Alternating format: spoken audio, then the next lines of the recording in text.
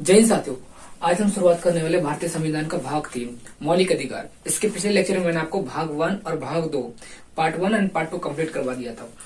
भाग 1 में हम लोगों ने देखा था संघ और उसके राज्य क्षेत्र। भाग 2 में देखा हम लोगों ने नागरिकता, और नागरिकता ही केवल नहीं देखा बल्कि नागरिकता प्राप्त करने के लिए कितने नियम होते हैं, कितने शर्तें और किन आधार पर नागरिकता छीन ली जाती है। तो मैंने आपको 5 ऐसे प्रोसेस बताए थे जिसके आधार पर नागरिकता आप ग्रहण कर सकते हो, और 3 ऐसे मैंने पॉइंट बताए थे जिसके आधार पर नागरिकता आपकी छीन ली जाती है। तो अगर पिछले लेक्चर जाकर देखते हो तो आपको पता चल जाएगा कि भाग 2 में क्या बताया गया। अगर आप पार्ट 1 और पार्ट 2 नहीं देखे तो जाइए पिछले सेशन में और उसके जाकर के कंप्लीट कीजिए। आज हम लोग स्टार्ट करने वाले भाग 3 मौलिक अधिकार फंडामेंटल राइट। और मैं आपको बता दूं, देखो जब मैं स्टार्ट किया था है ना, जब मैं पॉलिटी स्टार्ट किया था, इंडियन पॉलिटी जब मैंने स्टार्ट किया था, तो मैंने आपको कहा था कि आपको देखो पॉलिटी पढ़ने का उद्देश्य केवल ये नहीं होना चाहिए कि कॉम्पिटेटिव एग्जाम क्रैक करना है, किसी कंपटीशन एग्जाम को क्रैक करना है, या मुझे कोई मतलब किसी अदर एग्जाम को क्रैक करना है। तो ये दिमाग में बिल्कुल भी नहीं रहना चाहिए कि किसी एग्जाम को क्रैक करने के लिए संविधान को पढ़ना है। इवन आप देखोगे भाग 3 मौलिक अधिकार पढ़ने को मिलता है। अभी आज मैं पढ़ाऊंगा, आज मैं उसी मौलिक अधिकार को पढ़ाऊंगा।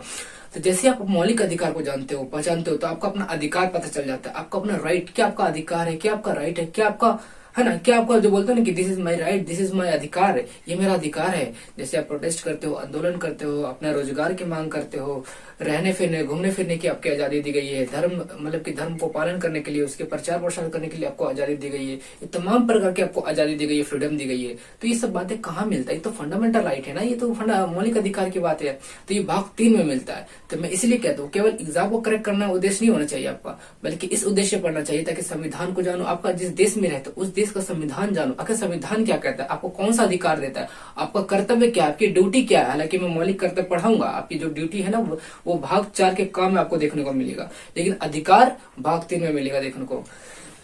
इसलिए मैं कहता हूं कभी भी ये उद्देश्य नहीं होना चाहिए एग्जाम को क्रैक करना, इसलिए संविधान पढ़ो। आई बात समझ में? इतना आपको पता होना चाहिए ना, जिस देश में रहते हो, जिस कंट्री में आप रहते हो, तो वहां के शासन प्रणाली आपको पता होना चाहिए कि आखिर हमारा शासन प्रणाली, इस देश का गवर्नेंस सिस्टम किस प्रकार से काम करता है, सरकार किस प्रकार से काम करती है। यहाँ सरकार के 3 अंग होते हैं, लोकतंत्र होता है, जैसे लोकतंत्र के अकॉर्डिंग काम करता है, सरकार के 3 अंग है, सरकार के 3 अंग है, तीनों अंग किस प्रकार से किस आधार पर काम करती है, तो लोकतंत्र के तहत काम करती है। मतलब जनता प्रत्यक्ष रूप से और अप्रत्यक्ष रूप से निर्वाचित करती है, तभी सरकार का निर्माण हो पाता है। तो यहाँ लोकतंत्र पाया जाता है, डेमोक्रेसी पाया जाता है। आखिर ये डेमोक्रेसी क्या है, लोकतंत्र क्या है, शासन प्रणाली क्या है, अभी जितने भी प्रकार के मैंने नाम आपको बताए, ये प्रकार से एक शासन प्रणाली का ही हिस्सा है। तो जिस देश में रहते हो आपको ये पता होना चाहिए कि इस देश का, इस मुल्क का, इस कंट्री का आखिर शासन प्रणाली कैसे है, गवर्नेंस सिस्टम क्या है। इसके अलावा आपको ये भी पता होना चाहिए कि हमारा अधिकार क्या, हमारा मौलिक अधिकार क्या है। आई बात समझ में? तो शुरुआत करते हैं आज का जो हमारा सेशन है मौलिक अधिकार पार्ट 3 फंडामेंटल राइट। इंग्लिश में बोला जाता है फंडामेंटल राइट। देखो राइट का हिंदी होता है सही, लेकिन अब इंग्लिश पढ़ोगे तब उसमें अलग मीनिंग बताया जाएगा। लेकिन आप संविधान पढ़ते हो, पॉलिटी पढ़ते हो, तो राइट का हिंदी होता है, क्या होता है? राइट का हिंदी होता है अधिकार, है ना, अधिकार। तो आइए शुरुआत करते हैं फंडामेंटल राइट, मौलिक अधिकार। देखो मौलिक अधिकार बोलो या मूल अधिकार बोलो, दोनों ये शब्द पर्यायवाची शब्द है, मूल अधिकार या मौलिक अधिकार। इंग्लिश में बोला जाता है fundamental right. Part 3 fundamental right, part 3 fundamental right, भाग 3 मौलिक अधिकार, जो अनुच्छेद 12 से 35 आता है। इसमें अनुच्छेद कहां से कहां आते हैं? 12 से 35। देखो मैंने भाग 1 पढ़ाया था संघ और उसके राज्य क्षेत्र, हिंदी में बोलते हैं संघ और उसके राज्य क्षेत्र, इंग्लिश में बोला जाता है union and their territory, union and their territory. तो पार्ट 1 में अनुच्छेद 1 से 4 तक आता है, पार्ट 1 में अनुच्छेद 1 से 4 तक आता है। भाग 2 नागरिकता, पार्ट 2 सिटीजनशिप, उसमें अनुच्छेद 5 से 11 आता है, उसमें अनुच्छेद 5 से 11 आता है, मैंने आपको पढ़ा दिया था। अब हम पढ़ेंगे पार्ट 3 मौलिक अधिकार, पार्ट 3 मूल अधिकार या मौलिक अधिकार, भाग 3 मूल अधिकार या मौलिक अधिकार, जिसमें अनुच्छेद 12 से 35 आता है। 1 से 4, 5 से 11, 12 से 35। अगर आपको याद हो गया तो चलो आगे बढ़ते। तो भाग 1 में पूछा जाएगा कि बताओ अनुच्छेद कहां से कहां आता है? भाग 1 में 1 से 4 तक, भाग 2 में 5 से 11 तक, और भाग 3 में जो मौलिक अधिकार या मूल अधिकार कहते हैं इसमें आता है 12 से 35, अनुच्छेद 12 से 35। अब देखो मैंने आपको संविधान जब मैं पार्ट 1 पढ़ा रहा था तो मैंने आपको बताया था कि हर एक भाग में एक ना एक तस्वीर देखने को मिलेगा, हर एक भाग में एक तस्वीर देखने को मिलेगा, और उसमें कोई खास विशेषता होती है, अपने अपने खास विशेषता होती है। इस तस्वीर के माध्यम से ये बताना चाहती है कि इस भाग में हम लोग क्या पढ़ने वाले हैं, या किस चीज से संबंधित हमको चीजें आगे मिलने वाली है। तो भाग 3 में ये तस्वीर के माध्यम से ये बताता है कि भाग 3 में हमको क्या पढ़ना है ना। तो इस तस्वीर के माध्यम से हमें पता चलता है कि भाग 3 में हमें क्या पढ़ने को मिलेगा, हमें किस चीज को पढ़ने के बारे में मिलेगा। तो आइए शुरुआत करते हैं। देखो ये भाग 3 में एक तस्वीर का प्रयोग किया गया। अब बताओ ये क्वेश्चन मेरा आपसे, मैंने आपको बताया था कि हर एक भाग में एक तस्वीर देखने को मिलेगा। इसका डिजाइन, इसका निर्माण किसने किया था? शांति निकेतन के कलाकारों नंदलाल बोस के द्वारा किया गया था और उनके शिष्य थे उनके मनोहर सिन्हा उनके शिष्य थे। तो ये शांति निकेतन के कलाकारों द्वारा ये तस्वीर बनाया गया। 22 तस्वीर बनाया गया था, 22 तस्वीर बनाया गया था हर एक संविधान। और इसको बनाने में कुल कितना कितना मतलब कितना खर्च किया गया था बताओ? संविधान सभा के द्वारा ये 22 तस्वीर बनाने के लिए कितना खर्च किया गया था बताओ जरा? 21,000 रुपये, 21,000। देखो मैं आपको दिखाता हूं।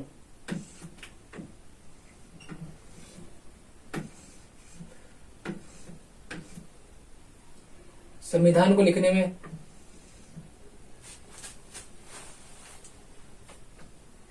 देखो शांति निकेतन कलाकारों सजाया था जिनके नंदलाल उनके सिन्हा थे। खर्च किधर लिखा हुआ? 22 तस्वीर की।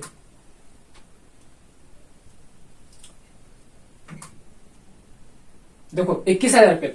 इन 22 चित्रों को बनवाने में 4 साल लगे थे। इस काम के लिए नंदलाल बोस को 21,000 रुपये मिले थे और इनके शिष्य भी थे, राम मनोहर सिन्हा शामिल थे, इनके शिष्य थे। और ये कहाँ के कलाकार थे? शांति निकेतन के कलाकार थे। 21,000 रुपये खर्च किया गया था संविधान सभा के द्वारा।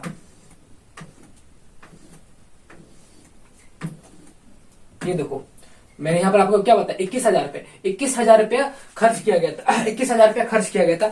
ये हर एक भाग पर आपको एक तस्वीर देखने को मिलेगा। तो जो भाग 3 में जो तस्वीर का प्रयोग किया गया, ये किसकी तस्वीर है? ये देखो ये श्री राम प्रभु का, श्री राम चंद्र का तस्वीर का प्रयोग किया गया।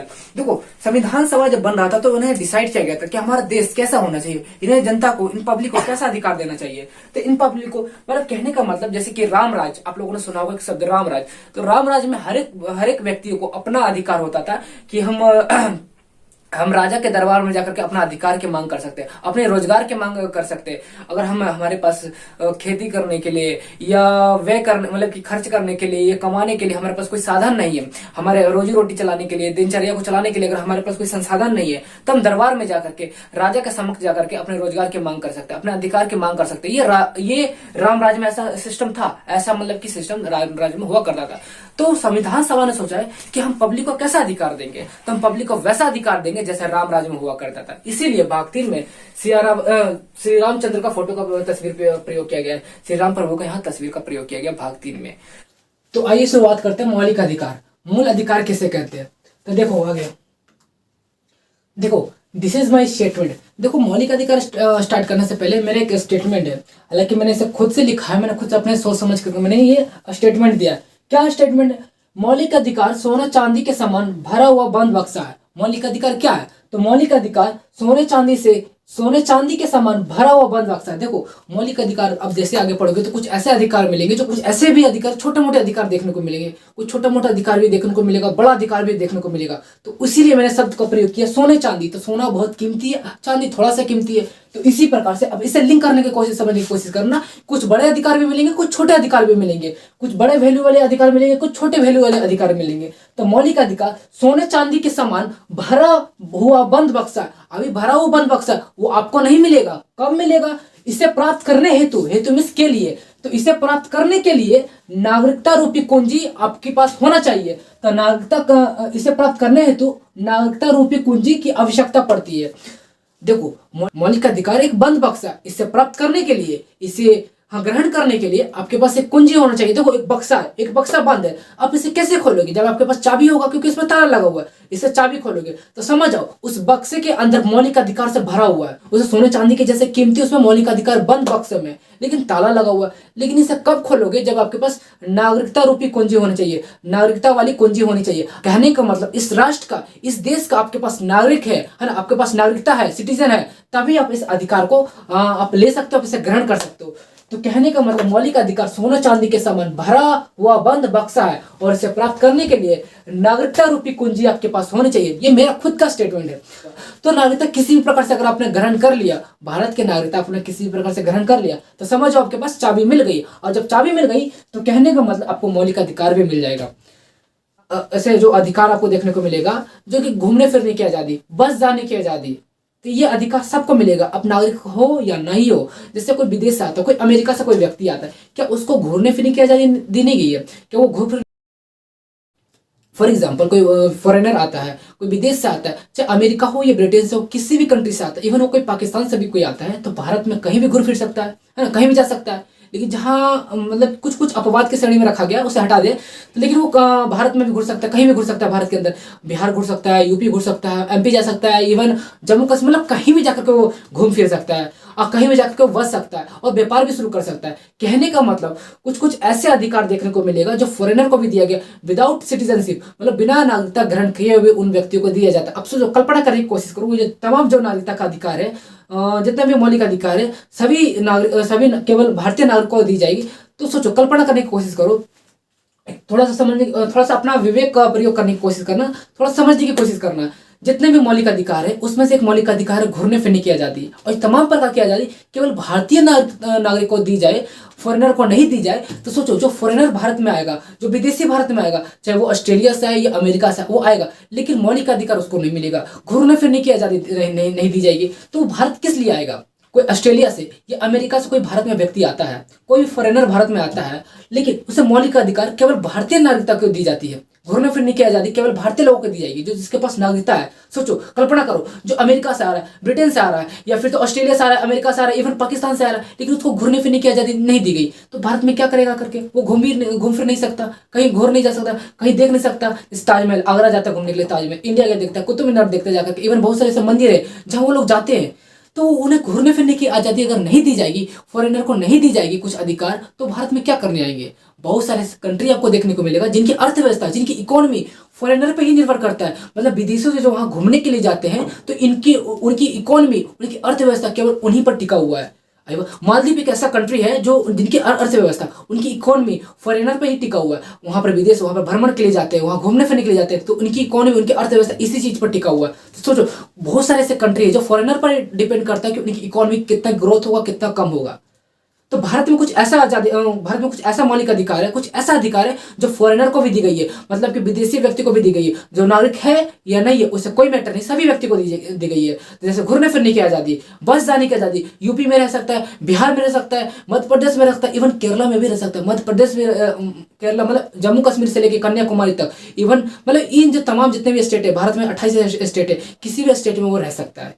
यह अधिकार दिया गया। कुछ कुछ ऐसे अपवाद है, अपवाद की श्रेणी में रखा गया, कुछ कुछ ऐसा अधिकार देखने को मिलेगा जो डायरेक्ट फॉरेनर को मिला है। लेकिन अगर सोचेगा कि सभी प्रकार के उसको अधिकार मिल जाए, वो प्रोटेस्ट करने लग जाए, आंदोलन करने लग जाए, सरकार के खिलाफ आंदोलन करने लग जाए, तो वो अगले दिन केवल जेल में देखने को मिलेगा, केवल वो जेल में मिलेगा देखने को। क्योंकि अब सरकार के खिलाफ वही व्यक्ति आवाज उठा सकता है जिसने डेमोक्रेसी का हिस्सा लिया हो, जिसने निर्वाचन का हिस्सा लिया हो, जिसने इस देश का हिस्सा लिया हो। कहने का मतलब, अगर एक लाइन में अगर मैं कहूँ, जिसके पास भारत का नागरिकता है ना, जिसके पास भारत का नागरिक है, जिसके पास भारत का नागरिकता है, सिटीजनशिप है, केवल वही व्यक्ति लोकतंत्र का हिस्सा बन सकता है, चुनाव कर सकता है, प्रोटेस्ट कर सकता है, आंदोलन कर सकता है। वह ऐसा नहीं कोई ब्रिटेन से आया, इंग्लैंड से आया, ब्रिटेन से आया, या फिर तो कोई ऑस्ट्रेलिया से आया, अमेरिका से आया, अब कल का निर्वाचन हो रहा है, चुनाव हो रहा है, तो चला गया वोट देने के लिए। नहीं, वो वोट नहीं दे सकता, चुनाव नहीं कर सकता, इवन वो प्रोटेस्ट आंदोलन भी नहीं कर सकता। नहीं तो वो आंदोलन कर सकता है और नहीं तो वो आंदोलन का हिस्सा बन सकता है। ऐसे नहीं कि वो प्रोटेस्ट चल रहा है और पीछे खड़ा होकर के हमारी मांगे पूरी करो, हमारी मांगे पूरी, ऐसा नहीं कर सकता है। प्रोटेस्ट का हिस्सा, आंदोलन का हिस्सा नहीं बन सकता है, क्योंकि ये सारे अधिकार किसे दिया गया? जो डेमोक्रेसी का जो हिस्सा है, जो भारत का नागरिक है, जिसके पास नागरिकता प्राप्त है। तो मैंने इसी स्टेटमेंट को लिखा कि मौलिक अधिकार सोने चांदी के समान भरा हुआ बंद बक्सा है, केवल उसे ही मिलेगा जिसके पास नागरिकता रूपी कुंजी होना चाहिए। अगर नागरिकता रूपी कुंजी है, तभी उस बक्से को खोल करके सारे मौलिक अधिकार आप ग्रहण कर सकते हो। लेकिन कुछ कुछ अपवाद हैं जो बिना चाबी के भी मिल सकते हैं। जैसे मैंने बताया आपको, फॉरेनर को कुछ कुछ ऐसा अधिकार दिए, घूमने फिरने की आजादी, बस जाने की आजादी दी गई है। तो दिस इज माई स्टेटमेंट।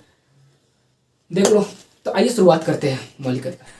तो आइए शुरुआत करते हैं भाग 3 मौलिक अधिकार, फंडामेंटल राइट, जो अनुच्छेद 12 से 35 आता है। देखो, स्रोत, अगर आपसे पूछा जाएगा स्रोत मतलब कि कहां से लिया गया, ये अमेरिका से लिया गया। भाग 2 नागरिकता कहां से लिया गया, तो भाग 2 नागरिकता ब्रिटेन से लिया गया। लेकिन भाग 3 पूछा जाएगा कि कहां से लिया गया, फंडामेंटल राइट कहां से लिया गया, तो यूएसए से लिया गया, अमेरिका से लिया गया। तो मूल अधिकार को नैसर्गिक अधिकार या मैग्ना कार्टा भी कहा जाता है। देखो, पहला समझ से 2 शब्द आता है। नैसर्गिक अधिकार कैसे कहते हैं, वो मैग्ना कार्टा। देखो, नैसर्गिक अधिकार जो मतलब कि स्वतः मिलता है, जन्म से ही मिल जाता है। जैसे आप जन्म लेते हो, जन्म लेने के बाद बहुत सारे ऐसे अधिकार, जैसे कि आप आगे पढ़ोगे, आगे मैं आपको बताऊंगा कि जब 6 वर्षों से कम की आयु है तो उन्हें भी निःशुल्क शिक्षा दी जाएगी। हालांकि ये पहले सिस्टम नहीं था, ये संशोधन के तहत जोड़ा गया था। लेकिन जब आगे पढ़ोगे तो उसमें बताया जाएगा कि 21 के काम में 6 वर्ष से लेकर के 14 वर्ष के आयु तक निःशुल्क शिक्षा दी जाएगी, सरकार के द्वारा निःशुल्क शिक्षा दी जाएगी, इसमें कोई भी चार्जेस नहीं लिए जाएंगे। लेकिन ये प्रावधान नहीं था कि 6 वर्षों से कम की आयु की भी शिक्षा दी जाएगी। लेकिन इसे बाद में संशोधन करके ये जोड़ा जाता है कि 6 वर्ष की कम आयु है, अगर 1 साल से लेकर के या उससे भी कम की अगर बच्चा है, अगर 1 वर्ष से लेकर के 6 वर्ष तक आयु का अगर बच्चे को शिक्षा देना चाहे तो वो भी उसे मिलेगा। किस अधिकार के तहत? उनका अधिकार है। जैसे कि कोई बच्चा जन्म लेता है तो उसको शिक्षा देने का अधिकार हो जाता है, 6 वर्ष तक निःशुल्क शिक्षा दी जाएगी। लेकिन 6 वर्ष से 14 वर्ष तक 21 के काम में देखने को मिलेगा। तो ये प्रकार के क्या आपका अधिकार है, मौलिक अधिकार है। तो इसमें बोला गया नैसर्गिक अधिकार, मतलब कि स्वतः मिलने वाला अधिकार, जन्म से मिलने वाला अधिकार। इसीलिए तो आंगनबाड़ी का आप लोगों ने नाम सुना होगा ना, आंगनबाड़ी। तो आंगनबाड़ी में बच्चे लोग जाते हैं पढ़ने के लिए, जो 5 वर्ष से कम के बच्चे रहते हैं, 6 वर्ष से कम के बच्चे रहते हैं वहां पे जो पढ़ने के लिए जाते हैं, तो उन्हें निःशुल्क शिक्षा दी जाती है। साथ ही साथ उन्हें कुछ भोजन वगैरह भी कुछ वहां पर मिलता होगा।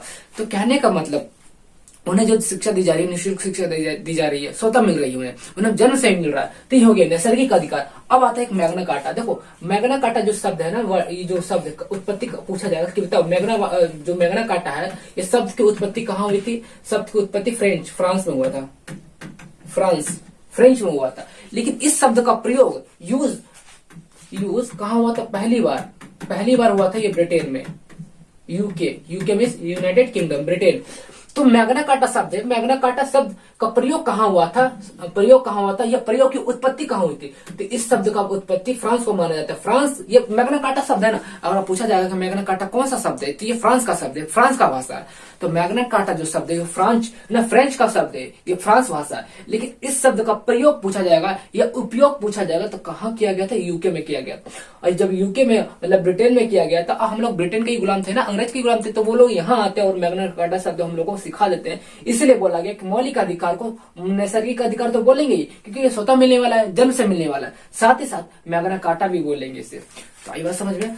अब देखते हैं मौलिक अधिकार के प्रकार, टाइप्स ऑफ फंडामेंटल राइट। देखो ये 6 अलग अलग भागों में बांटा गया, पहला, दूसरा, तीसरा, इस तरीके से 6 भागों में बांटा गया। तो समानता का अधिकार, अनुच्छेद। अब देखो आप लोग नोट्स बना रहे हो ना, थोड़ा सा निमोनिक सिस्टम से नोट्स बनाना, थोड़ा इंटरेस्टिंग नोट्स बनाना, इस तरीके लिखना, मौलिक अधिकार के प्रकार, और इस तरीके से बनाना। एक यहाँ लिख देना, बॉक्स बना करके एक यहाँ लिख देना, एक यहाँ लिख देना, कुछ इस तरीके से। तो ये थोड़ा सा इंटरेस्टिंग नोट्स बन जाता है। मैंने आपको तो यहाँ समझाने के लिए मैंने यहाँ लिख दिया। तो मौलिक अधिकार के प्रकार, टाइप्स ऑफ फंडामेंटल राइट्स, तो 6 अलग अलग भागों में बांटा गया। पहला समानता का अधिकार, राइट टू इक्वालिटी। देखो अभी प्रोटेस्ट चल रहा है ना, बीपीएससी का प्रोटेस्ट चल रहा है, तो उसमें क्या है, नॉर्मलाइजेशन नहीं होना चाहिए, तो अलग अलग शिफ्ट में एग्जाम नहीं होना चाहिए। हालांकि पता नहीं क्या किस मोड़ पे लेके गया है, राजनीतिक उसमें पॉलिटिक्स में मामला आ गया है। तो अब देखो रिजल्ट क्या होता है, 4 जनवरी को जो री एग्जाम होने था ना, तो जिस सेंटर पे जो लीक हुआ था, क्वेश्चन लीक हुआ था, या जिस सेंटर पे ये धांधली हुआ था, तो उसी सेंटर को री एग्जाम करवाया जाएगा 4 जनवरी को। अब देखो क्या परिणाम आता है कि पूरे एग्जाम को री एग्जाम करवाया जाता है कि केवल उसी बापू सभागार सेंटर को री एग्जाम करवाया जाता है, वो तो डिसीजन आएगा 4 जनवरी को पता चलेगा। तो यहाँ समानता का अधिकार, वो लोग कहते हैं समानता का अधिकार चाहिए, राइट टू इक्वालिटी चाहिए।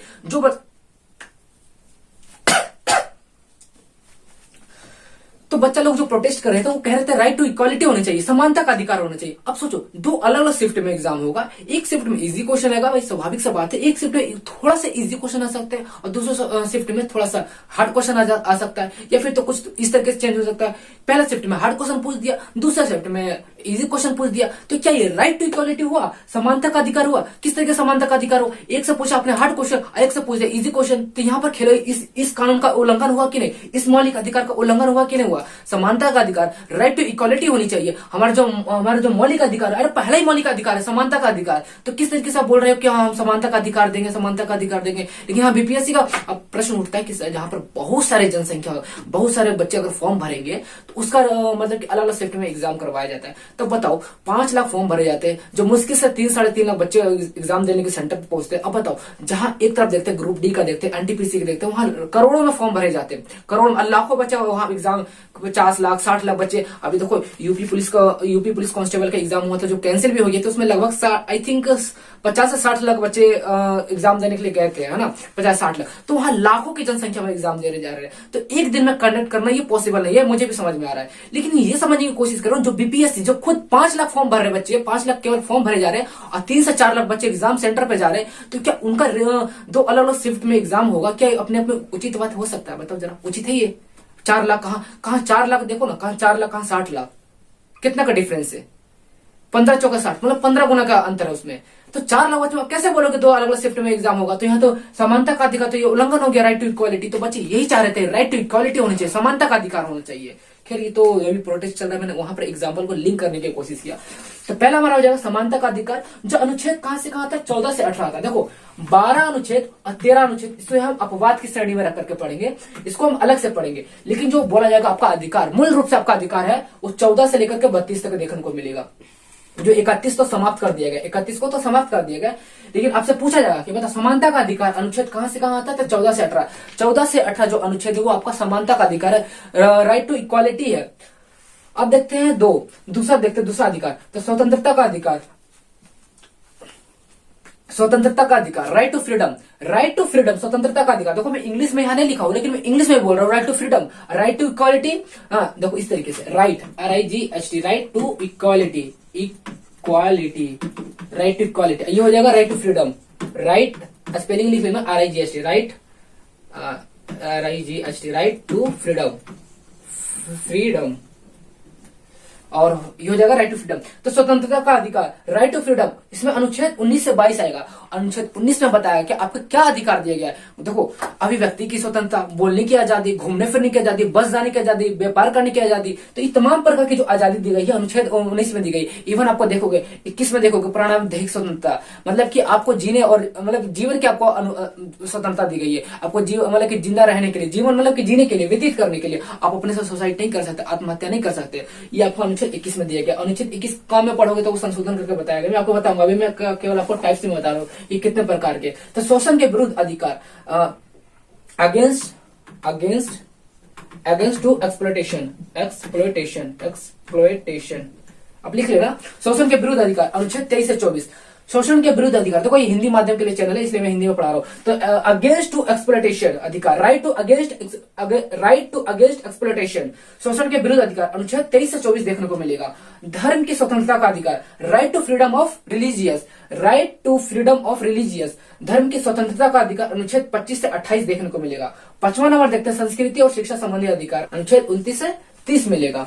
इसमें आपको बताया गया कि आप पगड़ी रख सकते हो, धोती पहन सकते हो, कुर्ता पहन सकते हो, तिलक लगा सकते हो, ये चोटी जो होता है ना, उसमें चोटी पंडित जो रखते हैं, टिक हमारे यहाँ तो टिक बोला जाता है, कितने लोग चोटी कहते हैं ना, सिखा भी बोला जाता है कहीं कहीं पे। तो टिक रखने का अधिकार, धोती कुर्ता पहनने का अधिकार, तिलक लगाने का अधिकार, कंगन पहनने का अधिकार। आप स्कूल में जाते हो, तिलक लगा के जाते हो, कंगन लगाने के जाते हो, तो वहां पर देखो कुछ ऐसे जगह हो सकते हैं जहां पर बोला जा सकता है कि हाँ भाई ये स्कूल है, कल्चर है, वहां पर आप सभी लोग तिलक लगा के आएंगे, धोती कुर्ता पहन कर आएंगे, तो सब लोग अलग अलग कल्चर है, तो वहां थोड़ा मिसमैनेजमेंट हो सकता है। इसलिए उनका एक ड्रेस कोड होता है कि आप लोग एक ड्रेस में आइए ताकि सभी बच्चे एक जैसा लगेंगे। यहाँ किसी भी प्रकार का धर्म से संबंधित या फिर किसी भी तरीके से भेदभाव नहीं होगा, इसलिए कोड डिसाइड किया जाता है स्कूल कॉलेजेस में कि आप ड्रेस में आइए ना, यहाँ पर कोई भेदभाव नहीं होगा आपके साथ, किसी प्रकार का भेदभाव होने की संभावना ही नहीं होगा।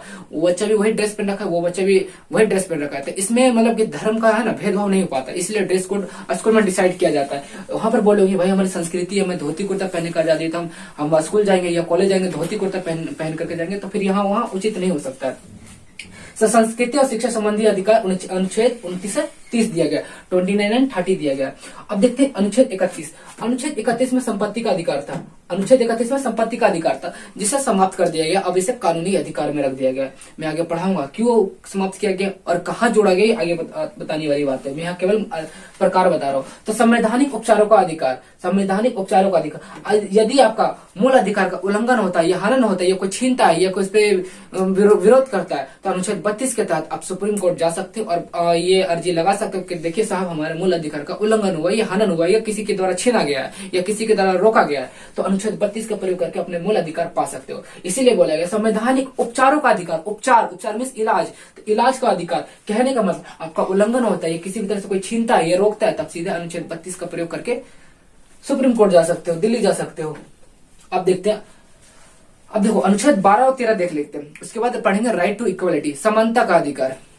अब देखो अनुच्छेद 12, अनुच्छेद 12 में देखो अनुच्छेद 12 क्या कहता है, राज्य की परिभाषा, डेफिनेशन ऑफ स्टेट। देखो यहाँ राज्य की परिभाषा बताया गया। आखिर राज्य क्या हुआ? क्या यूपी, बिहार, झारखंड, मध्य प्रदेश ये राज्य है? नहीं, ये राज्य तो है, आप कह सकते हो साधारण भाषा में ये राज्य, दिस इज स्टेट। हालांकि मैंने पॉलिटी पढ़ा है, पहला जो आप सेशन जाकर देखोगे, आप सर्च करोगे यूट्यूब पर polity bye Raju Tejaswini sir, polity bye Raju Tejaswini, आप इतना सर्च कीजिए ना पॉलिटी बाय राजू तेजस्विनी, पूरा प्लेलिस्ट आ जाएगा, फर्स्ट नंबर पर आएगा। अगर एड वगैरह कुछ नहीं रहा तो पहला नंबर पर आ जाएगा, मेरा प्लेलिस्ट आ जाएगा। तो उसमें पहला सेशन में बताया कि राज्य की परिभाषा क्या हो, मतलब कि कंप्लीट एक लेक्चर है भाई, आधे घंटे का एक लेक्चर है। कि तो पहला लेक्चर आप जाकर देखोगे तो मैंने उसमें राज्य का डेफिनेशन बताया कि व्हाट इज स्टेट। राज्य के 4 तत्व दिए गए, क्या कौन कौन सा हो जाएगा? तो राज्य के 4 तत्व दिए गए। तो पूछा जाएगा एग्जाम में कि बताओ कि राज्य के कितने तत्व होते हैं? तो पहला हो जाएगा राज्य के, पहला हो जाएगा सरकार होना चाहिए, पहला होना चाहिए भूमि होना चाहिए। भाई अगर भूमि नहीं तो आप कैसे बोलोगे कि ये राज्य है, ये स्टेट है? और राज्य तो देखो पॉलिटी, या आप राजनीतिक विज्ञान पढ़ोगे, पॉलिटिकल साइंस पढ़ोगे तो वहां देश का शब्द का प्रयोग नहीं किया गया, वहां राष्ट्र या तो राज्य। राज्य का मतलब होता है राष्ट्र और देश का मतलब हो जाता है राज्य। तो राज्य वहां पर संपूर्ण देश को डिसाइड करता है ना। तो अगर पॉलिटिकल साइंस पढ़ोगे तो वहां देश वेश से वो शब्द का प्रयोग नहीं किया, वहां राज्य का। तो राज्य में से हो जाता है देश, तब किसे कहेंगे? राज्य किसे कहेंगे? तो राज्य कहने के लिए 4 आपको ये तत्व दिए गए, राज्य के 4 तत्व दिए गए। तो कौन कौन से? पहला नंबर भूमि। अब किसी को देश कंट्री कब कहोगे? अगर उसका क्षेत्रफल ही नहीं है, भूमि नहीं है, तब कैसे बोलोगे this is country, this is a state? कैसे बोलोगे? तो उसका पहला नंबर क्षेत्रफल होना चाहिए, भूमि होना चाहिए। तो भूमि को हम लोगों ने बोल दिया कि क्षेत्रफल, कुछ थोड़ा बहुत क्षेत्रफल होना चाहिए। अब सोचो, कल्पना करो क्षेत्रफल है, जनसंख्या ही नहीं है, तो कैसे बोलोगे this is country, this is a state? तो क्षेत्रफल के बाद दूसरा नंबर जनसंख्या होना चाहिए, जनसंख्या होना चाहिए। अब देखो क्षेत्रफल हो गया, जनसंख्या हो गया, लेकिन उसको रेगुलेट करने के लिए, उसको शासन करने के लिए सरकार ही नहीं है, तो कैसे बोलोगे स्टेट है, वो कंट्री है? तो तीसरा नंबर पर आ जाता है सरकार, सरकार। अब चौथा नंबर पर था, देखो सरकार है लेकिन वो डिसीजन लेने के लिए अमेरिका का सहारा लेना पड़ता है, उसे ब्रिटेन का सहारा लेना पड़ता है, उसे पूछना पड़ता है कि साहब बताइए ये कानून अप्लाई होना चाहिए कि नहीं होना चाहिए। मतलब किसी के अंडर में वो काम कर रहा है, किसी का वो गुलाम है, तो वो क्या वो स्टेट कहलाएगा? जी नहीं। उसके लिए क्या होना चाहिए? संप्रभुत्व होना चाहिए, संप्रभुत्व या संप्रभुत्व होना चाहिए। सोवरेनिटी इंग्लिश में बोला जाता है, सोवरेनिटी, सोवरेनिटी होना चाहिए। सोवरेनिटी मतलब होता है संप्रभुत्व, है ना। सोवरेनिटी, संप्रभुत्व, ये संप्रभु। अब देखो संप्रभु, इसका तोड़ो ना, संप्रभु मतलब संप्रभु, सम मीन्स अपना, प्रभु मीन्स मालिक, अपना मालिक होना चाहिए, किसी के अंडर में नहीं होना चाहिए। मेरा आपसे एक प्रश्न है कि बताओ 1947 से पहले, भारत आजादी से पहले, क्या भारत एक देश था? क्या भारत एक राज्य था? कह सकते हो कि this is state, India is a state? कह सकते हो? बताओ, कह सकता था उस समय आजादी के पहले कि भारत है। क्यों? क्योंकि क्षेत्रफल था, जनसंख्या भी थी, सरकार भी था, क्योंकि यहाँ कोई ना कोई राजा था, सरकार भी था, लेकिन संप्रभु नहीं था, क्योंकि हम अंग्रेजों के गुलाम थे। कोई भी डिसीजन लेने के लिए अंग्रेजों से हमें अनुमति लेनी पड़ती थी, या जो अंग्रेज कानून बनाता था उसी को इम्प्लीमेंट लिया, लागू करना पड़ता था। तो 3 हमारे पास तत्व थे, एलिमेंट थे, लेकिन स्वयं का प्रभु नहीं थे, अपने अनुसार लागू नहीं कर सकते थे, लेकिन हम किसी के अंडर में थे। तो हम बोल सकते हो कि हाँ इंडिया उस समय 1947 से पहले एक कंट्री था, लेकिन अकॉर्डिंग टू डेफिनेशन राज्य, तो राज्य की परिभाषा के अनुसार ये 4 तत्व हमारे पास नहीं थे, इसलिए 1947 से पहले हम क्या नहीं थे? एक राज्य नहीं थे। एक क्वेश्चन पूछा गया, मैं आपसे देख करके बताता हूँ। ये 3 स्टेप दिए गए थे, बताओ इसमें 3 आपसे पूरा प्रश्न पूछा गया कि राज्य कहलाने के लिए इसमें महत्वपूर्ण तत्व कौन से? ये पूछा गया था यूपी पीसीएस के एग्जाम में पूछा गया था, यूपी में पूछा गया था कि एमपी में पूछा गया था, मुझे नहीं पता, लेकिन स्टेट पीसीएस में पूछा गया कि बताओ राज्य के 4 तत्व होते, इनमें से प्रमुख या महत्वपूर्ण तत्व कौन सा होते हैं? क्षेत्रफल, जनसंख्या, सरकारी, संप्रभुत्व। मैं आपको बता दूं, जो सोवरेनिटी है, संप्रभु है, ये बहुत इंपॉर्टेंट, ये बहुत महत्वपूर्ण तत्व होते हैं सोवरेनिटी। अगर आपसे प्रश्न पूछा है, हालांकि ये पूछा गया स्टेट पीसीएस में कि 4 तत्व दिए देंगे, ABCD, 4 ऑप्शन रहेंगे, एमसीक्यू टाइप का क्वेश्चन रहेगा कि बताओ इन 4 तत्वों में सबसे महत्वपूर्ण तत्व कौन से राज्य कहलाने के लिए? तो संप्रभु, सोवरेनिटी। क्योंकि जब हम खुद से आजादी नहीं है, डिसीजन लेने के लिए किसी दूसरे पर निर्भर, तो कैसे बोल सकते कि मैं एक फ्रीडम हूं, मैं एक स्वतंत्र राज्य हूं या स्वतंत्र एक राष्ट्र हूं? तो sovereignty is a very important element of state. चलो अब हम थोड़ा सा हट के जाते हैं। ये तो खैर मेरा अलग से थोड़ा सा लिंक करने का मेरा जो आदत है कि चलो एक पॉइंट से दूसरे पॉइंट को लिंक करो। अब हम लोग पढ़ रहे थे मौलिक अधिकार, हम लोग पढ़ रहे थे मौलिक अधिकार जो 12 से 35 अनुच्छेद आता है। तो अनुच्छेद 12 देखते तो राज्य की परिभाषा। अब इसमें प्रश्न उठता है कि राज्य किसे कहते हैं? क्या यही राज्य होगा? जी नहीं, इसे थोड़ा हट के होगा। तो भारत सरकार व संसद, राज्यों व सरकार के विधानमंडल, देखो भारत सरकार का संसद पार्लियामेंट जो केंद्र स्तर पर होता है दिल्ली में, और एक विधानमंडल, विधानमंडल जो हर एक स्टेट में होता है, और विधानमंडल के भी दो सदन होता है, एक विधानसभा एक विधान परिषद। उसी प्रकार संसद के भी दो सदन होता है, एक लोकसभा एक राज्यसभा। लोकसभा केंद्र सरकार का होता है या राज्य सरकार का होता है, बताओ? लोकसभा केंद्र सरकार का यार। पार्लियामेंट के दो सदन, पार्लियामेंट के दो हाउस, एक लोकसभा एक राज्यसभा। एक होता है विधानमंडल, विधानमंडल होता है हर एक स्टेट में जो राज्य सरकार होता है। तो विधानमंडल के भी दो हाउस होता है, दो सदन होता है, एक विधानसभा विधान, एक विधान परिषद। विधान आ जाएगा ना, कहीं विधान परिषद बोलो विधानसभा बोलो, तो विधान शब्द आ गया, समझ लो ये राज्य सरकार के लिए। लेकिन अगर लोक आ गया लोकसभा या राज्यसभा तो चला जाएगा केंद्र सरकार के लिए। तो यहाँ प्रश्न क्या मैंने पूछा था कि बताओ लोकसभा केंद्र सरकार का होता है कि राज्य सरकार? लोकसभा केंद्र सरकार का।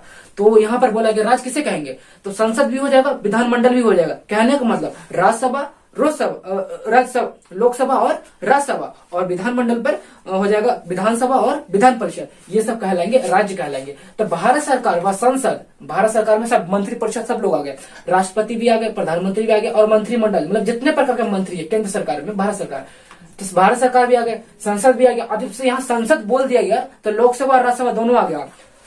एवं राज्यों के सरकारें, राज्यों की सरकार मतलब राज्य के मंत्री और मुख्यमंत्री और राज्यपाल, क्योंकि राज्यपाल तो देश का होता है, स्टेट का होता है, राज्यपाल राज्य का होता है और राष्ट्रपति देश का। तो यहाँ राज्यों के सरकार मतलब राज्यपाल और मुख्यमंत्री और साथ ही साथ मंत्रिमंडल एवं विधानमंडल। अब विधानमंडल बोल देने से विधानसभा भी और विधान परिषद भी, सभी स्थानीय प्राधिकार, स्थानीय जो सरकार होता है जैसे कि मेयर हो गया, मुखिया हो गया, सरपंच हो गया, जो ये स्थानीय लोकल गवर्नमेंट होता है, लोकल बॉडी होता है, तो जो लोकल गवर्नमेंट हो जाएंगे एवं अन्य प्राधिकार जो अन्य अथॉरिटी हो जाएगा, जैसे कि अन्य अथॉरिटी जैसे कि सबका अपना अपना एक विभाग होता है, डिपार्टमेंट होता है, इस सारे अथॉरिटी में चले गए। और अथॉरिटी को इंग्लिश में कहा जाता है, हिंदी में कहा जाता है प्राधिकारी, प्राधिकार अथॉरिटीज। तो इस तमाम प्रकार के जो मैंने आपको अभी नाम बताई हो जाएगा राज्य की परिभाषा, ये हो जाएगा राज्य की परिभाषा। अगर पूछा जाए कि व्हाट इज स्टेट, तो इन सब चीजों को हम बोल सकते हैं कि दिस इज स्टेट। भारत सरकार, राज्य सरकार, संसद पार्लियामेंट या विधानमंडल, विधानमंडल पार्लियामेंट हो जाएगा, विधानमंडल हो जाएगा। इसके साथ ही साथ जो लोकल सरकार है जैसे मुखिया हो गया, सरपंच हो गया, मेयर हो गया, वार्ड सदस्य हो गया, तो ये लोकल गवर्नमेंट हो जाएगा। साथ ही साथ अथॉरिटी, प्राधिकार, जितने भी डिपार्टमेंट, सरकारी डिपार्टमेंट होते हैं जैसे कि बिजली डिपार्टमेंट हो गया, बीसीसीआई का डिपार्टमेंट हो गया, ये तमाम प्रकार का जो डिपार्टमेंट है ना, सारे प्राधिकार राज्य के अंतर्गत आएंगे। This is a state, not UP, Bihar और महाराष्ट्र। तो समझ में आ गया राज्य कैसे कहेंगे। अब देखते हैं अनुच्छेद 13 अल्पीकरण। अल्पीकरण, कोई गेट बजाया अभी? अनुच्छेद 13 अल्पीकरण। व्हाट इज अल्पीकरण, किसे कहेंगे अल्पीकरण? तो अनुच्छेद 13 में बताया गया अल्पीकरण तो मूल अधिकारों से असंगत एवं अल्पीकरण करने वाली विधियां। अब देखो असंगत एवं उनका अल्पीकरण। अल्पीकरण देखो, अल्पीकरण को अगर साधारण भाषा में अगर समझने की कोशिश करेंगे तो वैसा कानून अगर बना है या बनेगा, वर्तमान समय में बना हुआ है या पहले से बना हुआ, वैसा कानून जो पहले से बना हुआ है या वैसा कानून जो भविष्य में कभी बनेगा, ये कानून अगर हमारे मौलिक अधिकार को रोकता है, थोड़ा करता है या कम करता है या काटता है या हनन करता है, किसी प्रकार से विरोध करता है, तो उन कानून का है ना, उन कानून का अल्पीकरण किया जाएगा, मतलब उन कानूनों को हटाया जाएगा। फिर से समझने की कोशिश, दोबारा इसको देखो, समझो अल्पीकरण। What is अल्पीकरण? तो अल्पीकरण किसे कहते हैं? तो वैसा कानून जो पहले से बना हुआ है, वैसा कानून जो पहले, तो शब्दों को समझना, यहाँ शब्दों का ही खेल है। संविधान पढ़ रहे एक एक शब्द खूब अपने आप में मायने रखता है, तो यहाँ शब्दों को पकड़ना। तो अल्पीकरण किसे कहते हैं? तो वैसा कानून जो पहले से कभी बना हुआ है या कभी भविष्य में, है ना, कभी भविष्य में बनेगा, अगर वो कानून जो कभी बनता है ना, जो कभी भविष्य में बनता है, ये पहले से बना हुआ है, अगर वो कानून हमारे मूल अधिकार को उल्लंघन करता हो, रोकता हो या कम करता हो, तो उनका अल्पीकरण किया जाएगा, मतलब उन्हें समाप्त कर दिया जाएगा या बदल दिया जाएगा। अगर वैसा कानून अगर है या कभी बनेगा, अगर हमारे मूल अधिकार को रोकता हो, हनन करता हो या छीनता हो या किसी प्रकार से बाधा डालता हो, तो उन कानून को अल्प किया जाएगा, कम किया जाएगा या हटाया जाएगा। तो ये बताया गया अनुच्छेद 13। तो ये प्रकार से समझिए प्रोटेक्ट करता है, हमारे मौलिक अधिकार को प्रोटेक्ट करता है। सरकार ऐसे कोई से भी कानून नहीं बना सकती है। सरकार ऐसा, कल को अगर सरकार ऐसा कानून बना दे कि जो बिहार राज्य में रहने वाला है वो यूपी में जाकर नहीं रह सकता, जो यूपी में रहने वाला व्यक्ति है वो बिहार राज्य में नहीं रह सकता, तो ये हमें तो वही बसने की आजादी है, भ्रमण करने की आजादी है, बसने की आजादी है, मतलब रहने की आजादी है। आज का वर्तमान समय में अगर महाराष्ट्र का व्यक्ति है, इवन केरला का व्यक्ति है, इवन समझ लो यहाँ लक्षद्वीप का कोई व्यक्ति है, जम्मू कश्मीर का कोई व्यक्ति, लद्दाख का कोई व्यक्ति अगर बिहार में आकर के नालंदा जिला में कोई रहना चाहता है, अपना फ्लैट लेकर के रेंट पे या फिर अपना घर जमीन खरीद कर रहना चाहता है, तो आराम से रह सकता है। This is power of fundamental, ये फंडामेंटल की शक्ति है, पावर है। तो कोई भी व्यक्ति एक स्टेट से दूसरे स्टेट में रह सकता है, कोई भी, क्योंकि उसकी आजादी दी गई है, मौलिक अधिकार में ये आजादी दी गई है, उसको फ्रीडम दी गई कि भ्रमण करने की आजादी, बस जाने की आजादी, रहने की आजादी दी गई है। और सोचो अनुच्छेद 13 नहीं होगा, अल्पीकरण नहीं होगा, तो सरकार कल ऐसा संशोधन करके कानून बनाती है कि कोई भी व्यक्ति भ्रमण कर सकता है, लेकिन रहने की आजादी केवल उसी स्टेट में होगा। बिहार स्टेट का व्यक्ति बिहार में ही रह सकता है, और यूपी स्टेट का व्यक्ति यूपी में ही रह सकता है। महाराष्ट्र, मुंबई, केरला इस समय स्टेट में नहीं जा सकता। अगर ऐसा कानून बनाती है, क्या हम रोक सकते? जी नहीं रोक सकते, क्योंकि अनुच्छेद 13 है ही नहीं। अनुच्छेद जब 13 नहीं रहेगा तो सरकार कोई से भी कानून बना सकती, इवन हमारे मौलिक अधिकार को धड़ल्ले से समाप्त कर सकते, एक झटके से पार्लियामेंट वो पास करके ना, वो एक्ट को पास करके, जैसे कि लोकसभा राज्यसभा पास कर देगी और राष्ट्रपति जब सिग्नेचर कर देगी तो वो एक्ट बन जाएगा, अधिनियम बन जाएगा, वो कानून बन जाएगा। और सब सोचो सरकार ऐसा कानून बना देती है, हमारे सारे मूल अधिकार को, मतलब कि सारे मूल अधिकार को समाप्त कर देगी। कल को हम प्रोटेस्ट भी नहीं कर सकते यार, हम अपनी बात रख भी नहीं सकते, तो फिर क्या पावर रह जाएगा डेमोक्रेसी का, लोकतंत्र का क्या पावर रह जाएगा? तब अपनी आजादी के लिए मांग भी नहीं कर सकते, प्रोटेस्ट भी नहीं कर सकते, इवन हम भ्रमण करने की आजादी, धर्म प्रचार करने की आजादी, वो भी नहीं कर सकते। तिलक लगाने की वजह सारा मौलिक अधिकार तो समाप्त कर दिया। हालांकि हम कर सकते, लेकिन पुलिस के द्वारा उसे रोका जा सकता है। ऐसा नहीं कि टीका लगा नहीं सकते, टीका लगा के घूम सकते हैं, अपने धर्म को पालन कर सकते हैं, भ्रमण कर सकते हैं, व्यापार कर सकते हैं, कहीं रह सकते हैं जाकर दूसरे स्टेट में, ये सब आजादी दी गई है, हम इसे पालन कर सकते हैं। लेकिन पुलिस अपने बलपूर्वक उसे शांत भी कर सकती है, क्योंकि मौलिक अल्पीकरण है ही नहीं, क्योंकि सरकार ने तो कानून बंद कर दिया, सारे मौलिक अधिकार एकदम से समाप्त कर दिया गया। सोचो क्या होगा हमारे साथ, क्या हमारा मौलिक अधिकार अस्तित्व में रह पाएगा? कि जो डेमोक्रेसी क्या उस जो शक्ति है जो दी गई है हमें, प्रोटेस्ट करने की आजादी, आंदोलन करने की आजादी जो हमें दी गई है मौलिक अधिकार में, कि ये आजादी रह पाएगी? क्या ये शक्ति हमारे पास रह पाएगा? तो फिर क्या शक्ति रह जाएगा डेमोक्रेसी का? डेमोक्रेसी में तो बताएगा ना जनता का सरकार होना चाहिए, मतलब जनता प्रत्यक्ष रूप से या अप्रत्यक्ष रूप से निर्वाचन करेगा सरकार का। जब हम लोगों ने सरकार का निर्वाचन कर दिया तो हमें आजादी मिली गई है, हमें एक प्रकार से समझ लीजिए हमें ये स्वतंत्रता दी गई है, फ्रीडम दी गई है कि हम सरकार के खिलाफ प्रोटेस्ट कर सकते हैं, आंदोलन कर सकते हैं। ये पावर है डेमोक्रेसी की, ये पावर है डेमोक्रेसी की। लेकिन अल्पीकरण ही नहीं रहेगा तो सरकार क्या करेगा? इस सारे मौलिक अधिकार को समाप्त कर देगा। इसीलिए अल्पीकरण कि वैसा कोई कानून नहीं बनाया जाएगा, या इवन जो पहले से ऐसा कोई कानून बना हुआ उसे भी समाप्त कर दिया जाएगा। और सरकार ऐसा कोई कानून बनाती है जो मूल अधिकार का उल्लंघन होता है तो वैसे कानून को स्वतः समाप्त कर दिया जाएगा, शून्य मान लिया जाएगा, अथवा वो शून्य मान करके उसे समाप्त कर दिया जाएगा। तो अल्पीकरण भी बहुत अपने आप में शक्तिशाली अनुच्छेद है जो हमारे मूल अधिकार को प्रोटेक्ट करती है, बचाती है, ताकि हमारा मूल अधिकार बचा रहे। सरकार इसे समाप्त नहीं कर सकती, खत्म नहीं कर सकती। चलो भैया आगे देखते हैं। अब यहां से आता है समानता का अधिकार। दिस इज फर्स्ट राइट, है ना, समानता का अधिकार, राइट टू इक्वालिटी, समानता का अधिकार जो अनुच्छेद 14 से 18 आता है। अब देखते हैं इसमें अनुच्छेद 14 क्या कहता है। तो देखो हमारा पहला राइट क्या कहता है, पहला अधिकार क्या कहता है? समानता का अधिकार, राइट टू इक्वालिटी। समानता का अधिकार मतलब कि सभी लोगों के सामने समानता का व्यवहार होना चाहिए, किसी प्रकार से कोई भेदभाव नहीं होना चाहिए। अनुच्छेद 14 से 18 में इसमें आता है अनुच्छेद समानता का अधिकार, अनुच्छेद 14 से 18। मैंने आपको स्टार्टिंग में बताया ना कि मौलिक अधिकार को 6 अलग अलग भागों में बांटा गया, तो उनमें से पहला अधिकार यह है समानता का अधिकार, जिसमें अनुच्छेद 14 से 18 तक आता है। अनुच्छेद 14 आर्टिकल 14, विधि के समक्ष समानता। विधि के समक्ष मतलब कि जो विधि मीन्स कानून, विधि मीन्स कानून, कानून के समक्ष मतलब संविधान के सामने समानता होगा, इक्वालिटी होगा। अर्थात कहने का मतलब कानून के आगे ये किसी प्रकार को कोई मैटर नहीं करता कि सामने कौन व्यक्ति है, अमीर है, गरीब है, बड़ा है, छोटा, कोई मैटर नहीं करता। विधि के समान मतलब कि विधि के आगे समानता होगा, अर्थात कहने का मतलब संविधान के आगे सभी व्यक्ति समान होगा। अब लेकिन यहाँ पर एक प्रश्न उठता है, क्या जो बच्चा जो अपराध करेगा 6 वर्ष का या समझ लीजिए 12 वर्ष का बच्चा कोई अपराध करेगा और एक 35 वर्ष का कोई अगर व्यक्ति अपराध करता है, क्या दोनों पर समान कानून मतलब लागू होंगे, समान नियम लागू होंगे? जी नहीं, यहाँ पर एक प्रकार से डिस्क्रिमिनेशन किया जाता है, भेदभाव किया जाता है। लेकिन ये भेदभाव एक प्रकार से सकारात्मक भेदभाव किया जाता है। देखो डिस्क्रिमिनेशन को हिंदी में बोला जाता है भेदभाव। तो ये 2 प्रकार से होता है, पॉजिटिव होता है और एक होता है पॉजिटिव और एक होता है निगेटिव, नकारात्मक। ये होता है सकारात्मक, एक होता है नकारात्मक। तो देखो डिस्क्रिमिनेशन, यहाँ पर भेदभाव किया जाता है, लेकिन किस आधार पर किया जाता है? कोई पैमाना होगा ना, तो ये पैमाना होगा पॉजिटिव, सकारात्मक भेदभाव किया जाता है कि जो बच्चा अपराध करेगा उसको ज्यादा सजा नहीं होगी, इवन उसको सजा माफ कर दिया जाएगा कि भैया वो 17 साल से कम का व्यक्ति है, उसके पास हो सकता है बुद्धि विवेक नहीं हो, इसलिए गलती से अपराध उसने कर दिया। चोरी करेगा कोई व्यक्ति, अब सोचो कोई एक मॉल है ना, मॉल सामने, मॉल के सामने काउंटर रखा हुआ है, कैश जो पैसा जमा करने के लिए काउंटर रखा हुआ है, या समझ लीजिए ना मॉल को कोई व्यक्ति जाता है मॉल और साथ में बच्चा लेकर जाता है, 35 वर्ष का कोई बच्चा जाता है मॉल, एक छोटा सा बच्चा जाता है, 10-8 साल का बच्चा कोई मॉल जाता है, और सामने को काउंटर पर कुछ खाने पीने की सामग्री रखा हुआ है, उसने उठा करके अपने पॉकेट में रख लिया, एक बच्चे ने पॉकेट में रख लिया। वही गलती कोई बड़ा व्यक्ति करता है, 35 साल का कोई व्यक्ति करता है, उसने कोई चीज उठाता है और अपने पॉकेट में रख लेता है, अब दोनों पकड़े जाते हैं, क्या दोनों पर सेम कानून अप्लाई होगा? एक बच्चा है तो बच्चे को समझ लो उसके पास बुद्धि है विवेक नहीं था, इसलिए उसे छोड़ दिया जाता है, उसे माफ कर दिया जाता है। लेकिन सोचो वही गलती अगर 35 साल का कोई व्यक्ति करेगा तो क्या उसे माफ कर दिया जाएगा?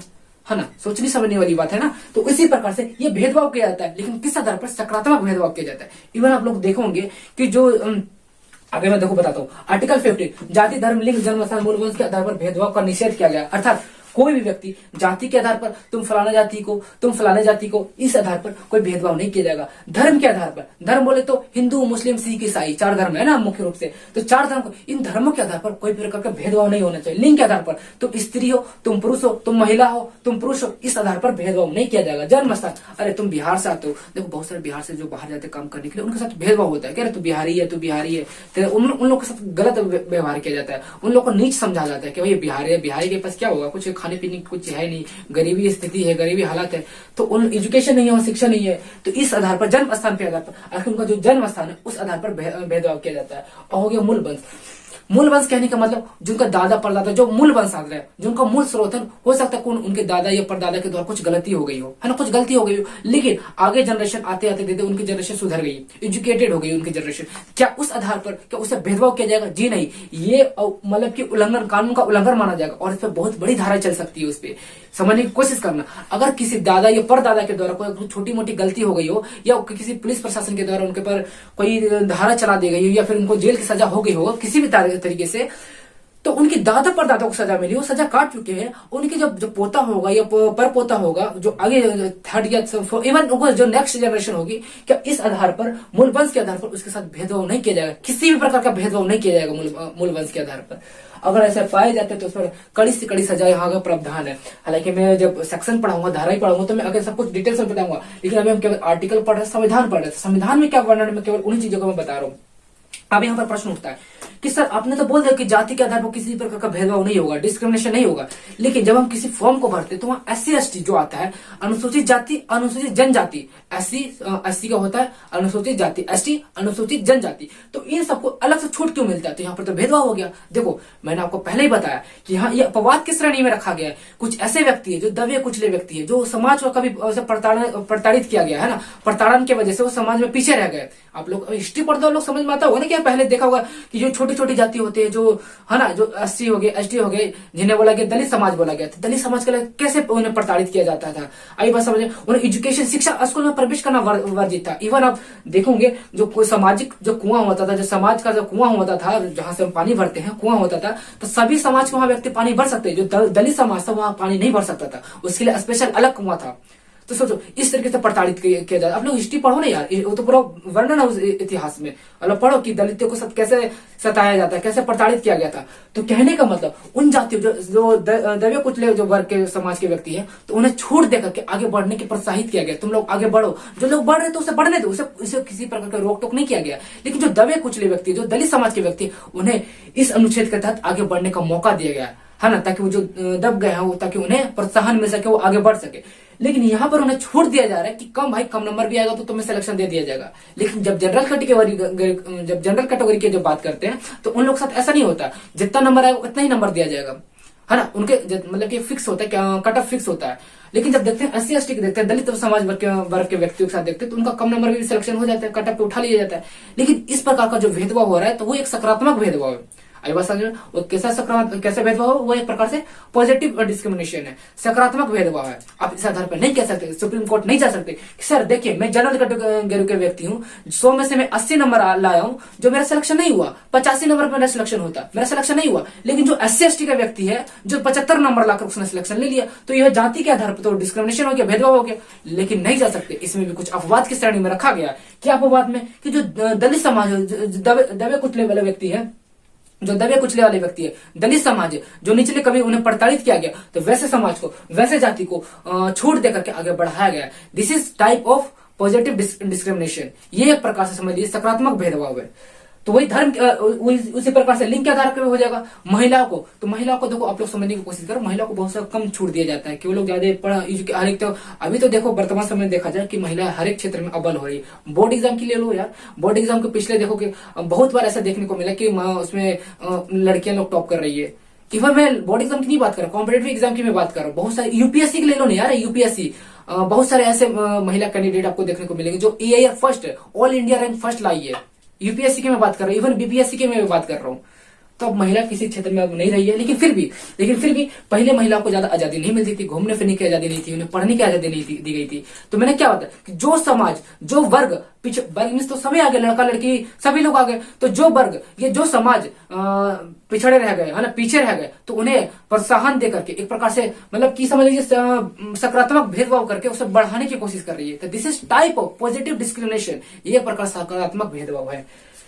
इसी प्रकार जन्म स्थान पर बहुत सारे से देखो, जैसे कि नागालैंड का रख लो है ना, जो हमारे जो इधर पूर्वी जो क्षेत्र है, जिस प्रकार से आप इंडिया का जो लोकेशन देखते हो, उत्तर दक्षिण, और इधर हो गया पश्चिम पूरब, इधर ऐसे होगा ना, पूरब पश्चिम दक्षिण उत्तर ऐसे होगा ना, ये हो गया उत्तर, ये हो गया दक्षिण, उत्तर दक्षिण, इधर हो गया पूरब, पूर्वी हो गया, इधर हो गया पश्चिम हो गया, क्योंकि पाकिस्तान तो पश्चिम में आता है। तो देखो इस प्रकार से लोकेशन उत्तर दक्षिण पूर्व पश्चिम, तो हमारा जो पूर्वी हमारा जो इधर है उत्तर पूर्व वाला जो इलाका हो जाएगा हमारा, जो नागालैंड का हो जाएगा। तो आप लोग देखो अरुणाचल प्रदेश हो गया, नागालैंड हो गया, ये लोग इतने डेवलप स्टेट नहीं है, तो इतने लोग डेवलप स्टेट नहीं है, तो यहाँ से कोई व्यक्ति आएगा तो वो जन्म के स्थान पर उसको छूट दिया जाएगा, डिस्क्रिमिनेशन किया जाएगा, पॉजिटिव डिस्क्रिमिनेशन किया जाएगा, मूल वंश के आधार पर पॉजिटिव डिस्क्रिमिनेशन किया जाएगा। तो इस तमाम प्रकार से अगर इसे भेदभाव किया जाता है ना, किसी प्रकार का अगर इस आधार पर अगर भेदभाव देखने को मिलता है, तो दिस इज टाइप ऑफ कौन सा भेदभाव? पॉजिटिव डिस्क्रिमिनेशन, सकारात्मक भेदभाव। अब देखते हैं अनुच्छेद 16, तो लोक नियोजन के विषय में अवसर की समानता। लोक नियोजन, देखो यहाँ सरकारी नौकरी, लोक नियोजन, सरकारी नियोजन के विषय के अवसर पर समानता, यहाँ इक्वलिटी देखने को मिलेगा।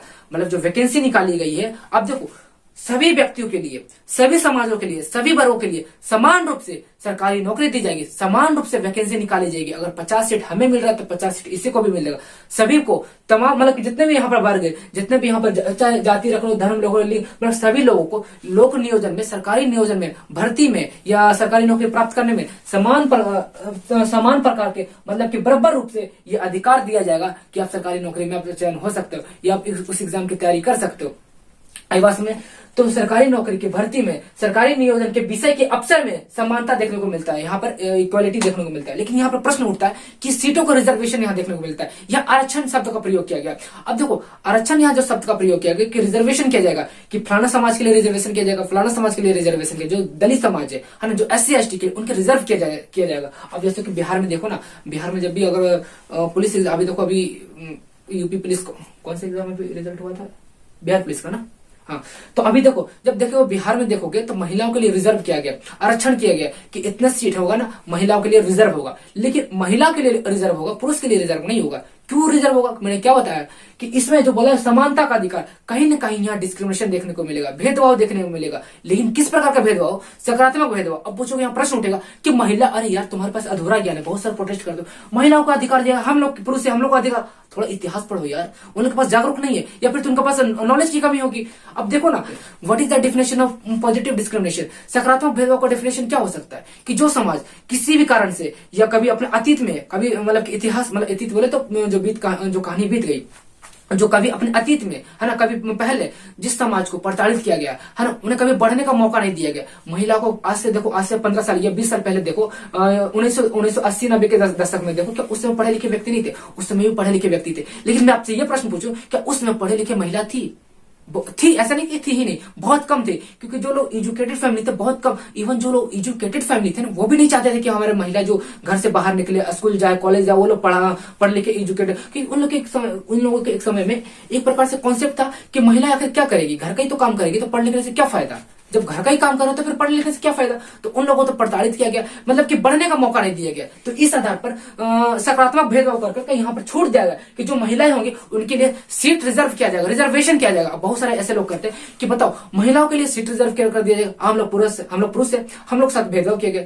This is type of positive discrimination, ये सकारात्मक भेदभाव। समझने की कोशिश करो यार, संविधान पढ़ रहे हो इसलिए आपका दिमाग मतलब कि खुलना चाहिए, यहाँ पर मतलब कि नॉलेज ब्रॉड होना चाहिए, नैरो माइंड नहीं होना चाहिए, ब्रॉड माइंड होना चाहिए, दिमाग खुला होना चाहिए। आखिर जो डिस्क्रिमिनेशन किया जा रहा है, भेदभाव किया जा रहा है, अगर लिंग के आधार पर, महिला पुरुष के आधार पर भेदभाव किया जा रहा है, इवन SC ST जाति के आधार पर भेदभाव किया जा रहा है, तो आखिर किस प्रकार का भेदभाव किया जा रहा है, सकारात्मक या नकारात्मक, उद्देश्य उसका क्या है, तो इसको समझने की कोशिश करना। इसलिए सरकारी नौकरी के विषय में अवसर की समानता, सभी लोगों को समान रूप से सरकारी नौकरी में भर्ती का मौका मिलेगा, लेकिन यहाँ महिलाओं को छूट दिया गया। This is type of positive discrimination, उनको सीटों का रिजर्व किया गया, मतलब कि आरक्षण दिया गया है महिलाओं को। तो यहाँ पर लिंग के आधार पर भेदभाव देखने को मिलेगा, लेकिन सकारात्मक भेदभाव। अब देखते हैं अनुच्छेद 17। अब देखते हैं अनुच्छेद 17 आर्टिकल 17, अस्पृश्यता का अंतर, मतलब छुआछूत के अंत। आप कहते हो ना कि ये नीची जाति के है, निचले जाति के है, या दलित समाज के व्यक्ति, इसके साथ हम खाना खाएंगे या इसके साथ हम घूमेंगे तो हम लोग छुआछूत के अंतर्गत आ जाएंगे, मतलब कि हमको नहाना पड़ जाएगा, या फिर मतलब बहुत सारे आप लोग ग्रामीण क्षेत्र से आप लोग रहते हो, अभी अलग शहरों में ऐसा देखने को नहीं मिलता, लेकिन ग्रामीण क्षेत्र में कहीं ना कहीं अभी देखने को मिलता है कि जो निचले समाज के व्यक्ति है, यार उसके साथ मत रहो, जो छोटे कास्ट का है, निचली जाति का है, अगर वो कभी अगर टच में आ गए या उनके स्पर्श में आ गए तो हमें नहाना पड़ेगा। इवन आप लोग देखेंगे जो समाज है, जो मंदिर बने हुए, सभी जाति धर्म के, वहां धर्म नहीं, जो सभी जाति के अगर वहां व्यक्ति अगर मंदिर में जा रहे हैं, तो जो छोटे जाति होंगे, जो दलित समाज के, SC ST के, जो निचले समाज के जो व्यक्ति है, वो मंदिर में नहीं जा सकते। अगर उन्हें पूजा अर्चन करना है तो मंदिर के गेट पर से अपने जो भी अर्चन है, पूजा अर्चन है, वो करके निकल जाएंगे, लेकिन मंदिर के अंदर नहीं जा सकते। तो ये क्या है, ये एक प्रकार से भेदभाव तो दिखा रहा है ना, अस्पृश्यता ही तो दिखा रहा है ना, ये छुआछूत दिखा रहा है। तो कहा गया अनुच्छेद 17 में, देखो दोस्त, SC ST एक स्पेशल आयोग है, कमीशन है, अगर इसके सहित अगर इस SC ST के तहत, इस कमीशन के तहत SC ST कमीशन बनाया गया, एक आयोग बनाया गया, और इस आयोग के तहत अगर आपके ऊपर कंप्लेन हो जाता है, FIR हो जाता है, समझ लो आपको मतलब कि आपको जेल मतलब होना कन्फर्म है, आपको सजा मिलना एकदम कन्फर्म है। ये अपने आप बहुत शक्तिशाली एक्ट कमीशन बना हुआ है। तो इसके तहत जो आपको धाराएं लगाई जाएगी, बहुत शक्तिशाली धाराएं लगाई जाएगी, जो कभी मतलब कि सजा आपको मिलना ही मिलना है। इसलिए अस्पृश्यता का अंत किया गया। जाति, अब देखो छुआछूत किस आधार पर हम कर सकते हैं, तो छुआछूत देखो इस आधार पर हम कर सकते हैं, जाति के आधार पर, धर्म के आधार पर, लिंग के आधार पर, जन्मस्थान के आधार पर, मूल वंश के आधार पर। ये 5 ऐसे आधार है, ये 5 ऐसे जो स्टेज है जिस आधार पर हम लोग छुआछूत या अस्पृश्यता हम देखने को मिलता है। हालांकि इस आधार पर हालांकि किसी भी आधार पर हमें छुआछूत नहीं करना चाहिए। अस्पृश्यता का अंत किया गया जाति के आधार पर कि तुम फलाने जाति को, तुम फलाने जाति को, धर्म के आधार पर तुम मुस्लिम हो, मैं हिंदू हूं, इस आधार पर अब धर्म के आधार पर छुआछूत नहीं कर सकते। लिंग के आधार पर तुम महिला हो, मैं पुरुष हूं, मैं इस काम को करूंगा, तुम इस काम को नहीं करोगे, क्यों नहीं करोगे वो बात क्या बात है, मैं इस काम करूंगा, तुम इस काम को नहीं करोगे। तो इस आधार पर, लिंग के आधार पर आप छुआछूत नहीं कर सकते, अस्पृश्यता नहीं कर सकते, एवं मूल वंश के इन सभी आधार पर कोई व्यक्ति छुआछूत नहीं करेगा। अगर इस अपराध में इस अपराध में कोई व्यक्ति पाया जाता है तो उस पर दंडनीय कार्रवाई होगी। आई बात समझे, दंडनीय कार्रवाई होगी।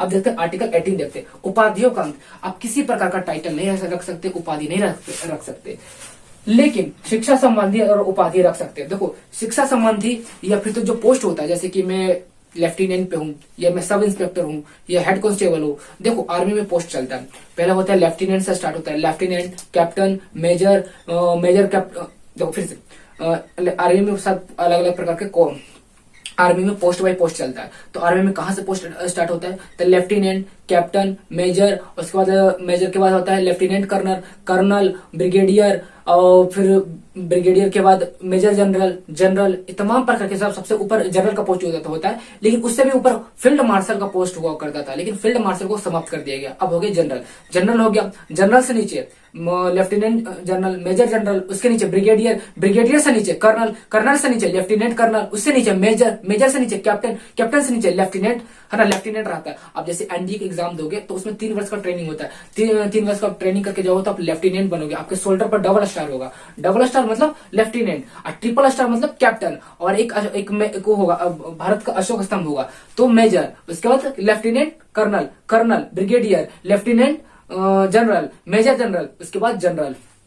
तो इस प्रकार से ये जो पोस्ट 1 तो आप पोस्ट रख सकते हो। इसके अलावा जो शिक्षा संबंधी टाइटल, जैसे मैं प्रोफेसर हूँ, हालांकि मैं प्रोफेसर नहीं हूँ, फॉर एग्जाम्पल मैं प्रोफेसर हूँ तो नाम के आगे प्रोफेसर लगा सकते हो। मैं इंजीनियर हूँ तो अपना नाम के आगे इंजीनियर लगा सकते हो, ईआर लगा सकते हो। मैं एक डॉक्टर हूँ तो डॉक्टर, मैं अपने नाम के आगे डीआर डॉक्टर लगा सकते हो। मैं एक एडवोकेट हूँ तो नाम के आगे एडवोकेट लगा सकते हो। ये प्रकार से शिक्षा संबंधी हो गया। तो शिक्षा संबंधी और पोस्ट संबंधी जो होता है ना, इस पोस्ट पे हूँ मैं, इस पद पे हूँ, तो पद से संबंधित या शिक्षा से संबंधित आप डिग्री लगा सकते हो, लेकिन आप किसी अन्य प्रकार का डिग्री नहीं लगा सकते। जैसे पहले देखो इतिहास पढ़ते होंगे, प्राचीन इतिहास, मध्यकालीन इतिहास, तो उसमें बहुत सारी उपाधि चलता था, जैसे सुल्तान की उपाधि, गाजी की उपाधि, और बहुत प्रकार के सुल्तान हो गया, गाजी की उपाधि हो गया, और मतलब तमाम प्रकार के उपाधि चलते थे। तो इस प्रकार के अपने मन से उपाधि नहीं रख सकते, ये उपाधियों का अंत किया गया। अब देखो इसका उपाधियों को क्यों अंत किया गया, लेकिन देखो उपाधि कौन रखते थे?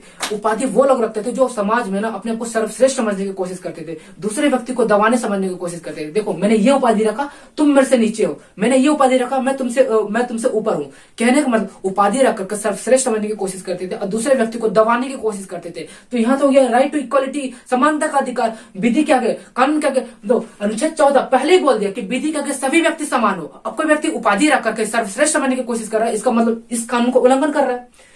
अनुच्छेद 14 में बोल दिया कि कानून क्या कहता है, सभी लोग समान है, सभी लोग बराबर रूप से रह सकते हैं। लेकिन अनुच्छेद 18 ये कहता है कोई व्यक्ति अगर उपाधि रख लेगा तो सर्वश्रेष्ठ समझने लग जाएगा, मैं सुल्तान हूँ, मैं इस राज्य का, या मैं इस जिले का, या फिर तो मैं इस गांव का सुल्तान हूँ, मतलब मैं इस गांव का राजा हूँ। मतलब कोई संबोधित करता है, टाइटल से संबोधित करता है, कहीं ना कहीं वो सर्वश्रेष्ठ समझने की कोशिश कर रहा है। तो अनुच्छेद 14 को डायरेक्ट, इनडायरेक्ट या अप्रत्यक्ष रूप से वो उल्लंघन कर रहा है, इसलिए उपाधियों को अंत किया गया, अनुच्छेद 18 में बताया गया। तो हमारा भाग फर्स्ट मौलिक अधिकार को 6 अलग अलग भागों में बांटा गया था, 6 अलग अलग प्रकारों में बांटा गया था, जिसमें से पहला था समानता का अधिकार, राइट टू इक्वालिटी, जो अनुच्छेद 14 से 18 आता है। तो आज अनुच्छेद 14 से 18 मैंने समाप्त कर दिया, भाग 1 खत्म कर दिया। मौलिक अधिकार का 6 अलग अलग भागों में बांटा गया था। पहला भाग था समानता का अधिकार, राइट टू इक्वालिटी, जो अनुच्छेद 14 से 18 था, वो मैंने समाप्त कर दिया। अब देखते हैं दूसरा भाग। दूसरा भाग में क्या है, देखो दूसरा भाग, तो आइए शुरुआत करते हैं मौलिक अधिकार का दूसरा भाग। पहला, हालांकि 6 भाग मैंने बताया था ना आपको। स्टार्ट करते हैं भाग 3 का, मौलिक अधिकार का दूसरा भाग। मौलिक अधिकार में मैंने आपको 6 अलग अलग भागों में बांटा था, 6 अलग अलग प्रकार मैंने बताया था। तो पहला प्रकार खत्म हो गया, ये दूसरा प्रकार है स्वतंत्रता का अधिकार, राइट टू फ्रीडम, है ना, स्वतंत्र, राइट टू फ्रीडम, आजादी का अधिकार, स्वतंत्रता का अधिकार, इसमें अनुच्छेद 19 से 22 आता है। देखो पहला हम लोगों ने पढ़ा था 12 और 13 अनुच्छेद पढ़ा था। 12 में राज्य की परिभाषा और 13 में अल्पीकरण। तो वो कानून कभी नहीं बनाए जाएंगे जो हमारे मौलिक अधिकार को उल्लंघन करता हो या खत्म करता हो। अनुच्छेद, उसके बाद हम लोगों ने 14 देखा, तो 14 में हम लोगों ने पढ़ा था समानता का अधिकार, राइट टू इक्वालिटी, जिसमें अनुच्छेद 14 से 18 आता है, 14 से 18 आता है, राइट टू इक्वालिटी 14 से 18 आता है।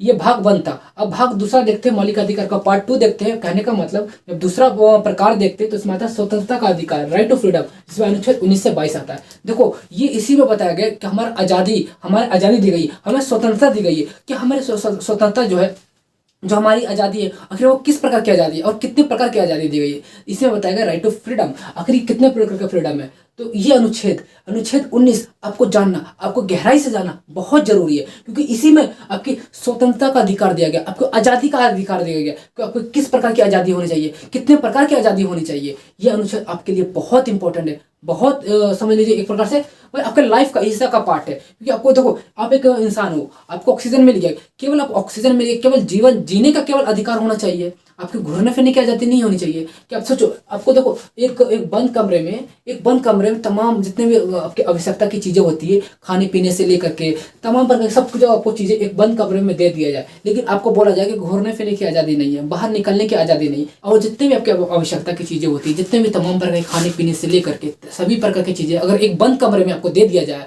क्या आप इस बात से संतुष्ट हो? आप क्या रह लोगे? जी नहीं, क्योंकि हमारा कुछ दायित्व बनता है ना, घूरने फिरने की आज़ादी, इसके अलावा हमारी दुनिया कैसी है, आसपास के समाज कैसे है, उस समाज में रहने की आज़ादी, घूरने फिरने की आज़ादी, तमाम प्रकार की जो आज़ादी है, स्वतंत्रता है, राइट टू फ्रीडम है, इसी में तो बताया गया राइट टू फ्रीडम। यही तो आपका अधिकार बताया गया कि आपका अधिकार क्या होना चाहिए, किस प्रकार की आज़ादी होनी चाहिए। तो अनुच्छेद 19 आपके लिए बहुत important, it's very very important for you.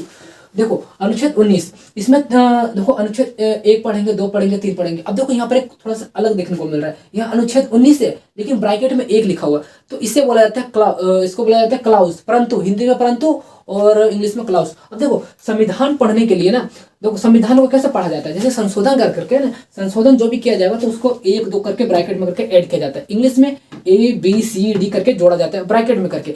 समझो अगर इस प्रकार से कहीं देखने को मिलता है, जैसे आप 21 के ए पढ़ोगे, है ना, 21 के ए पढ़ोगे, 51 के ए पढ़ोगे, इस प्रकार से आप देखोगे तो ये ए जो लिखा हुआ, ABCD जो लिखा हुआ, तो ये संविधान संशोधन करके जोड़ा गया है। तो आखिर इसे पढ़ेंगे कैसे? देखो संविधान पढ़ने के लिए मैं आपको एक ट्रिक बताता हूँ। ट्रिक चाहिए, समझ लीजिए एक रूल है, नियम है। जैसे ये है 19 लिखा हुआ, तो इसको बोलेंगे आर्टिकल 19, हिंदी में अनुच्छेद 19 बोलेंगे। लेकिन इसके बगल में अगर एक लिख दिया जाए तो इसको बोलेंगे आर्टिकल 19 क्लॉज फर्स्ट, हिंदी में बोलेंगे अनुच्छेद 19 और परंतु 1, हिंदी में बोला जाता है परंतु। परंतु बोलो या खंड बोलो, परंतु ये बोलो या खंड बोलो, हालांकि परंतु बोलना, परंतु मतलब कि सही शब्द है। तो आर्टिकल 19 अनुच्छेद 19, लेकिन जब ब्रैकेट में एक लिखा रहेगा तो उसको बोलेंगे खंड 1 या परंतु 1। मैं बोल रहा हूँ संविधान पढ़ रहे हो तो परंतु बोलो। अनुच्छेद 19 परंतु 1, अनुच्छेद 19 परंतु 1। लेकिन इसी के बगल में एक और ब्रैकेट में ए लिखा हुआ होगा, तो ये 2 स्टेप हो गया। तो इंग्लिश में बोलेंगे article 19 clause first sub clause ए। सब क्लॉज मीन्स सब, जैसे बोलते हैं ना इंस्पेक्टर बड़ा होता है, सब इंस्पेक्टर बड़ा होता है, तो इंस्पेक्टर बड़ा होता है, ट्रिपल स्टार होता है, सब इंस्पेक्टर 2 स्टार होता है। उसी प्रकार से ये बड़ा होगा, ये पहले जोड़ा गया, ये बाद में जोड़ा गया, इसीलिए इसको बोलेंगे क्लॉज। इसको सब क्लॉज, जैसे इंस्पेक्टर से बड़ा होता है तो सबसे ऊपर होता है, इसी प्रकार से क्लॉज बड़ा होता है, सब क्लॉज बाद में आता है, उसे बाद में संशोधन करके बढ़ाया जाता है। तो article 19 clause first sub clause ए, article 19 clause first sub clause ए। हिंदी में कैसे पढ़ेंगे? अनुच्छेद 19 परंतु 1 उपरंतु, इसको बोलेंगे उपरंतु, उपरंतु ए। उपरंतु बोलो या उपखंड बोलो, उपखंड बोलो या उपरंतु बोलो, बात एक ही है। तो कैसे पढ़ेंगे? अनुच्छेद 19 परंतु 1 उपरंतु 1 ए, और दूसरा स्टेप से अनुच्छेद 19 खंड 1 उपखंड ए। और इंग्लिश में बोलेंगे article 19 clause first sub clause A. आई बात समझ में? अब यहाँ पढ़े अनुच्छेद 19, अनुच्छेद 19 में 1 2 आ रहा है, तो पढ़ेंगे आर्टिकल 19 क्लॉज फर्स्ट, अनुच्छेद 19 परंतु 1 या खंड 1, इस तरीके से। तो आइए शुरुआत करते हैं अनुच्छेद 19। अभिव्यक्ति की स्वतंत्रता, मतलब कि ये आजादी दी गई है, अभिव्यक्त करने की आजादी दी गई है, इसमें बोलने की आजादी दी गई है, अपने बात रखने की आजादी दी गई है। अब देखो इसको 6 अलग अलग भागों में बांटा गया।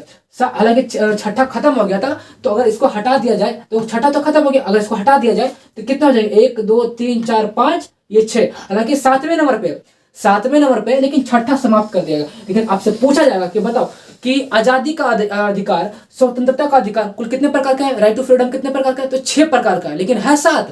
ये 7 तो नंबर है ना भाई, ये तो 7 नंबर, मतलब कि 7वें स्थान पर नंबर है। लेकिन कितना आजादी है? तो केवल 6 आजादी दी गई है, क्योंकि छठा तो समाप्त हो गया। तो ये 7वां नंबर अगर ऐड कर दिया जाए 7वें नंबर पर, तो हो जाएगा कुल 6 प्रकार का।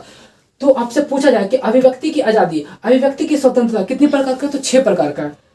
अब देखो 19 आर्टिकल 19 परंतु 1 क्लॉज फर्स्ट में देखेंगे विचार एवं अभिव्यक्ति की स्वतंत्रता, मतलब कि विचार रखने की। जैसे आप मंच पर जाते हो, भाषण देते हो, लेक्चर देते हो, आप जैसे कि बहुत सारे स्कूल कॉलेज में जाते हो, इवन आप समाज में या सोसाइटी में या कहीं भी जाकर के मंच पर अपना बात रखते हो, तो किस अधिकार के तहत अपने बातें रख सकते हो?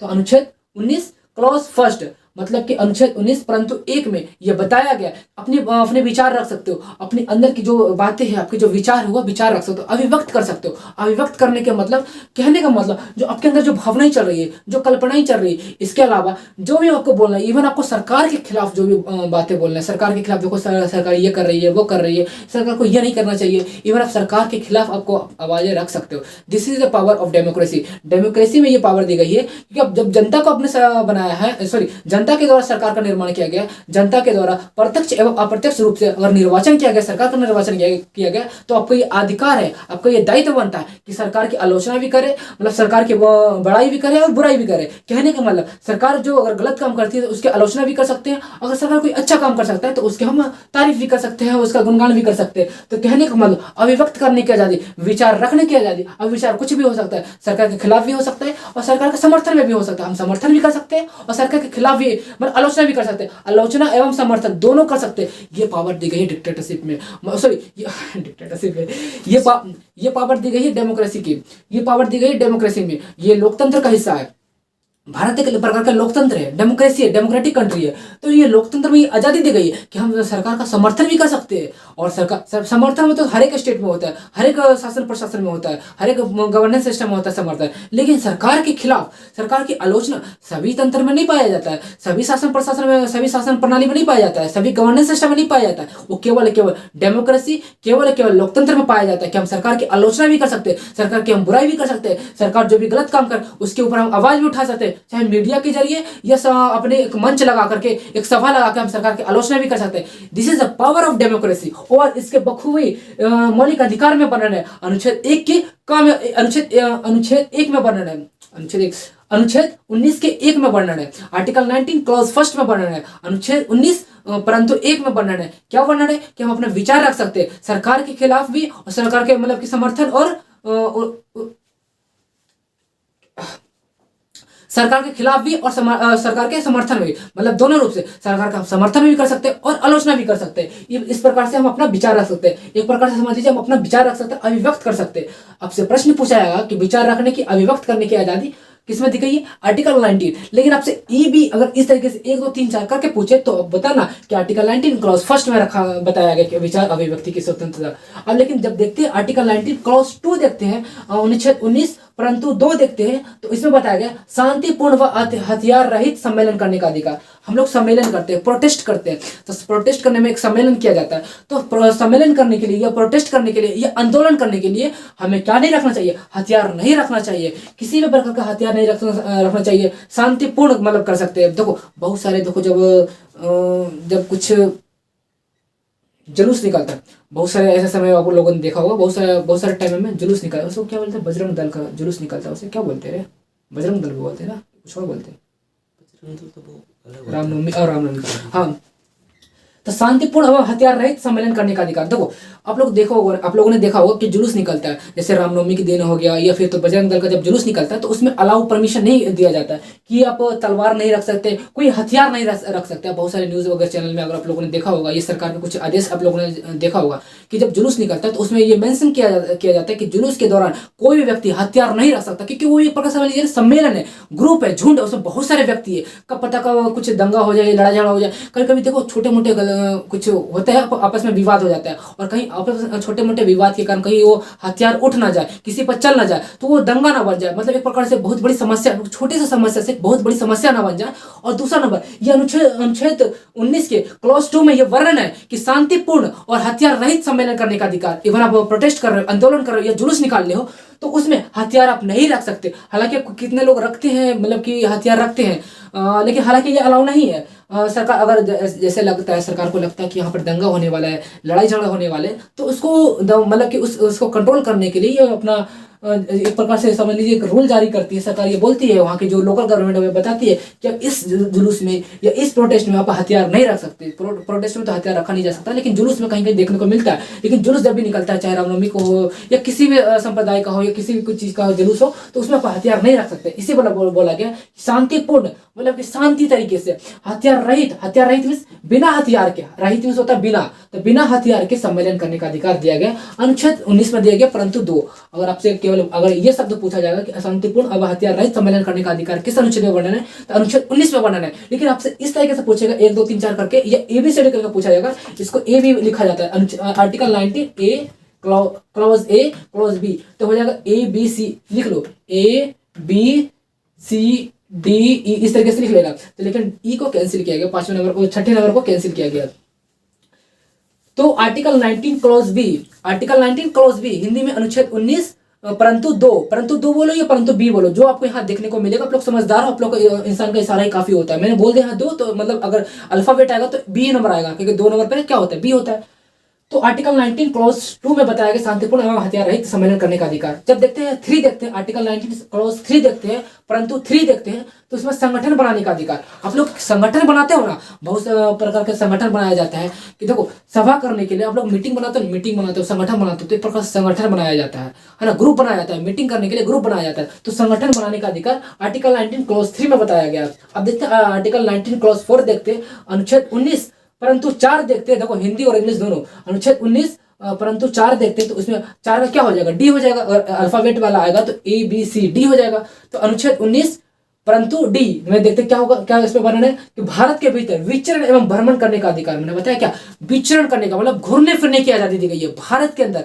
जम्मू कश्मीर से लेकर के कन्याकुमारी तक किसी भी स्टेट में 28 राज्य 8 केंद्र शासित प्रदेश है, आप किसी भी राज्य में किसी भी केंद्र शासित प्रदेश में आप जाकर के बस सकते हो, घूम फिर सकते हो, आपकी घूमने फिरने की आजादी दी गई है, बस सकते हो। अगर आप यूपी से अगर किसी महाराष्ट्र में जाते हो, अगर वहां जाने से किसी प्रकार से अगर रोक टोक करता है तो किस अनुच्छेद के तहत आप सुप्रीम कोर्ट जा सकते हो, अनुच्छेद 32 का प्रयोग करके सीधा सुप्रीम कोर्ट जा सकते हो। लेकिन किसी दूसरे स्टेट में रहने के लिए आपको किसी ने टोका है ना, वहां उस दूसरे राज्य में ये जाने के लिए किसी ने आपके ऊपर मतलब रोक लगाया, ये टोका मतलब मना करता है या किसी पर उल्लंघन करता है, तो आप किस अनुच्छेद के तहत, अनुच्छेद 4 आप बोल सकते हो कि अनुच्छेद 19 क्लॉज 4 अनुच्छेद 19 परंतु 4 इसका उल्लंघन किया है। अर्थात भारत के भीतर कहीं भी घूमने फिरने की जो आजादी दी गई, इस आजादी को हमें रोका गया फलाने व्यक्ति के द्वारा या फलाने संस्था के द्वारा हमें रोका गया, अतः अनुच्छेद 32 के तहत आप सीधा सुप्रीम कोर्ट जा सकते हो। अगर सुप्रीम कोर्ट दूर है तो आप हाई कोर्ट भी जा सकते हो। मैं आगे बताऊंगा किस अनुच्छेद के तहत आप हाई कोर्ट जा सकते हो। लेकिन अभी पढ़ रहे हो भाग 3 पढ़ रहे हो तो केवल इतना समझिए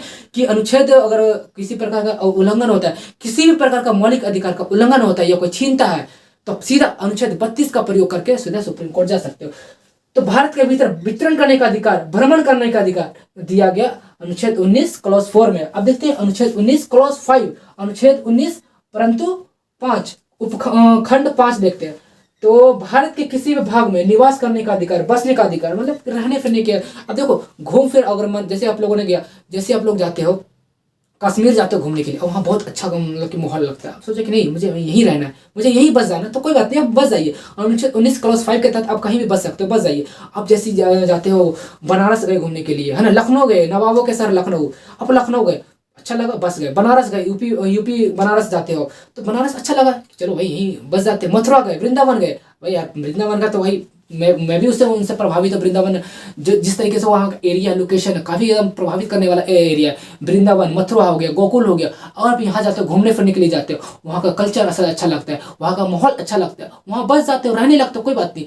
अनुच्छेद 19 क्लॉज 4 के तहत आप कहीं भी भ्रमण कर सकते हो, कहीं भी घूम फिर सकते हो। लेकिन भ्रमण करने के दौरान वो आपको लोकेशन अच्छा लगा, वहां रहने के आपको मन किया, तो अनुच्छेद 19 क्लॉज 5 के तहत वहां रह सकते हो, अधिकार है आपका, मौलिक अधिकार है, कोई छीन नहीं सकता, आप रह सकते हो, नहीं तो आप कोई रोक टोक कर सकता है।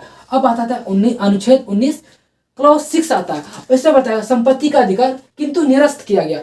आखिर यहाँ संपत्ति है और एक और मिलेगा, अनुच्छेद 31 मिलेगा, अनुच्छेद 31 मिलेगा। जो आर्टिकल 31 यहाँ भी आपको मिलेगा कि संपत्ति का अधिकार निरस्त किया गया, यहाँ भी संपत्ति का अधिकार, और अनुच्छेद 19 क्लॉज 6 में यहाँ भी वर्णन है संपत्ति का अधिकार, और दोनों संपत्ति का अधिकार को क्लोज कर दिया गया, बंद कर दिया गया, निरस्त कर दिया गया। अब यहाँ प्रश्न खड़ा होता है यहाँ कौन सा संपत्ति होगा, यहाँ कौन सा संपत्ति होगा, क्योंकि देखो दोनों तो एक ही चीज है, संपत्ति का अधिकार, और दोनों को निरस्त कर दिया गया। तो मैं आपको बता दूं अनुच्छेद 31 में वो संपत्ति को अगर निरस्त अधिकार को निरस्त किया गया जो आपके पूर्वज के द्वारा, जो आपके पूर्वज के द्वारा, आपके दादाओं के द्वारा, परदादाओं के द्वारा जो आपको संपत्ति मिली है वो हो जाएगा पूर्वज के द्वारा। तो जो आपको पूर्वज के द्वारा है ना, आपको जो एंसेस्टर इंग्लिश में बोला जाता है एंसेस्टर, जो आपको एंसेस्टर के द्वारा जो आपको जमीन मिली है, जो आपको प्रॉपर्टी मिली है, वो आपका मौलिक अधिकार में नहीं आता, वो एक प्रकार से कानूनी अधिकार बन गया। लेकिन जब बात करते हैं अनुच्छेद 19 क्लॉज 6 में बात करते हैं जो आपने अर्जित किया है ना, मतलब कि आपने कमा करके वो जमीन खरीदा, आपके द्वारा खुद के द्वारा ये जमीन खरीदा गया, आपके द्वारा खुद के द्वारा ये जमीन खरीदा गया, तो वो भी आपका मूल अधिकार नहीं है, वो आपका अधिकार से बाहर है, उसे कानूनी अधिकार में रखा गया, अतः इसे निरस्त कर दिया गया। जब भी अगर समझ लीजिए आपका एक जमीन है और एक आपने जमीन खरीदा, ये आपने जमीन खरीदा, ये आपके पूर्वज के द्वारा, दादा परदादा के द्वारा जमीन मिला है। सपोज दैट अगर यहाँ से सोचिए कि भारत सरकार सोचे कि यहाँ से एक रेलवे लाइन गुजरना चाहिए, आप यहाँ अपना संपत्ति नहीं देना चाहते, वहां जमीन नहीं देना चाहते, तो ये आपका अधिकार नहीं है, कानूनी अधिकार है, आपको देना ही हर हाल में होगा। और एक ऐसा जमीन है जो आपने खुद से खरीदा है, यहाँ भी सरकार सोच रही है कि कुछ रेलवे लाइन वहां गुजरनी चाहिए, यहाँ आपका जमीन आ गया, और जमीन आने की वजह से आपको ये सरकार जमीन देना होगा, क्योंकि आपका मूल अधिकार है ही नहीं, कि ये प्रकार से कानून अधिकार बन गया, तो यहाँ आपको जमीन साझा करना पड़ेगा।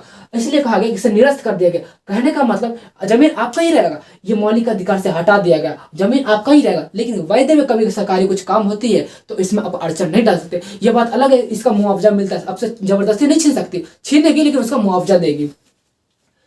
तो समझ में आ गया, अनुच्छेद 6 इसको निरस्त कर दिया गया। अब देखते अनुच्छेद 19 क्लॉज 7 देखते, उपजीविका। अब देखते अनुच्छेद 19 क्लॉज 7 देखते है ना, परंतु 7 देखते हैं। उपजीविका, व्यवसाय, व्यापार करने का अधिकार। देखो बोलते हैं जीविका जीने का। अब देखो जीविका जीने के लिए कुछ भी कर सकते हो, पेट पालने के लिए तो कुछ भी कर सकते हो, ठेला लगा सकते हो, अब रेडी लगा सकते हो, मतलब कि सड़क के किनारे अपने ठेला लगा करके पकौड़े बेच करके या गुपचुप बेच करके या पानी पूरी बेच करके कुछ भी अपना जीविका चलाने के लिए अपना व्यवसाय खड़ा कर सकते हो, छोटा मोटा, जिसको बोला जाता है स्टार्टअप। आप स्टार्टअप कर सकते हो।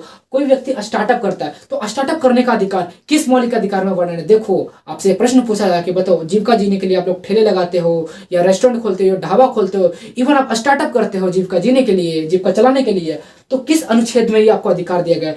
तो अनुच्छेद 19 में ये अधिकार दिया गया है। लेकिन क्लाउज में पूछा है कि बताओ किस क्लाउज के तहत? तो अनुच्छेद 19 क्लाउज 7 के तहत। अगर हिंदी में मैं बात करूं अनुच्छेद 19 परंतु 7 के तहत, अनुच्छेद 19 खंड 7 के साथ, खंड 7 के तहत हमें यह अधिकार दिया गया है कि हम जीविका जीने के लिए स्टार्टअप खड़ा कर सकते हैं, अपना रेस्टोरेंट खड़ा कर सकते हैं, रेस्टोरेंट खोल सकते हैं, ढाबा खोल सकते हैं, इवन ठेला या रेडी भी लगा सकते हैं। दिल्ली के भाषा में इसको रेडी बोला जाता है, रेडी लगाना। हमारे गांव देहात में ठेला बोला जाता है, तो आप ठेला लगा सकते हो। इवन आप बिजनेस करना चाहते हो, व्यापार करना चाहते हो, तो वो भी कर सकते हो, व्यवसाय कर सकते हो या व्यापार कर सकते हो। यह अधिकार आपको अनुच्छेद 7 में दिया गया।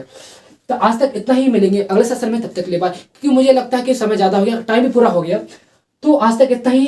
देखो मूल अधिकार में भाग 6 अलग अलग भागों में बांटा गया। समानता का अधिकार, स्वतंत्रता का अधिकार और भी बहुत प्रकार के अधिकार 6 अलग अलग भागों में बांटा गया था, जिसमें से मैंने 2 भाग कंप्लीट करवा दिया, जिसमें से मैंने 2 प्रकार आपको पढ़ा दिया। पहला समानता का अधिकार, राइट टू इक्वालिटी, समानता का अधिकार, राइट टू इक्वालिटी मैंने आपको पढ़ा दिया। और दूसरा स्वतंत्रता का अधिकार, राइट टू फ्रीडम। पहला राइट टू इक्वालिटी, समानता का अधिकार, दूसरा राइट टू फ्रीडम। ये 2 भाग मैंने कंप्लीट करवा दिया। इसके अलावा 4 और प्रकार है, तो मैं अगले सेशन में कंप्लीट करवाऊंगा। तो आज तक इतना ही, मिलेंगे अगले सेशन में, तब तक के लिए बाय। और देखो पीडीएफ बहुत लोग कहते हैं कि पीडीएफ कहाँ मिलेगा, तो टेलीग्राम को फॉलो कर लीजिए। टेलीग्राम पर सर्च कीजिए जिज्ञांतु क्लासेज, जिज्ञांतु क्लासेज आप सर्च कीजिए, आप मेरा पूरा पीडीएफ। तो जिज्ञांतु सर्च करो तो हो सकता है 2-3 और चैनल मिलेंगे, लेकिन जिज्ञांतु क्लासेज होना चाहिए। जिज्ञांतु का स्पेलिंग देख लो, जो चैनल का नाम है, तो जिज्ञांतु क्लासेज। आप जाइए टेलीग्राम पर पीडीएफ मिल जाएगा। तो मिलेंगे अगले सेशन में, तब तक के लिए बाय।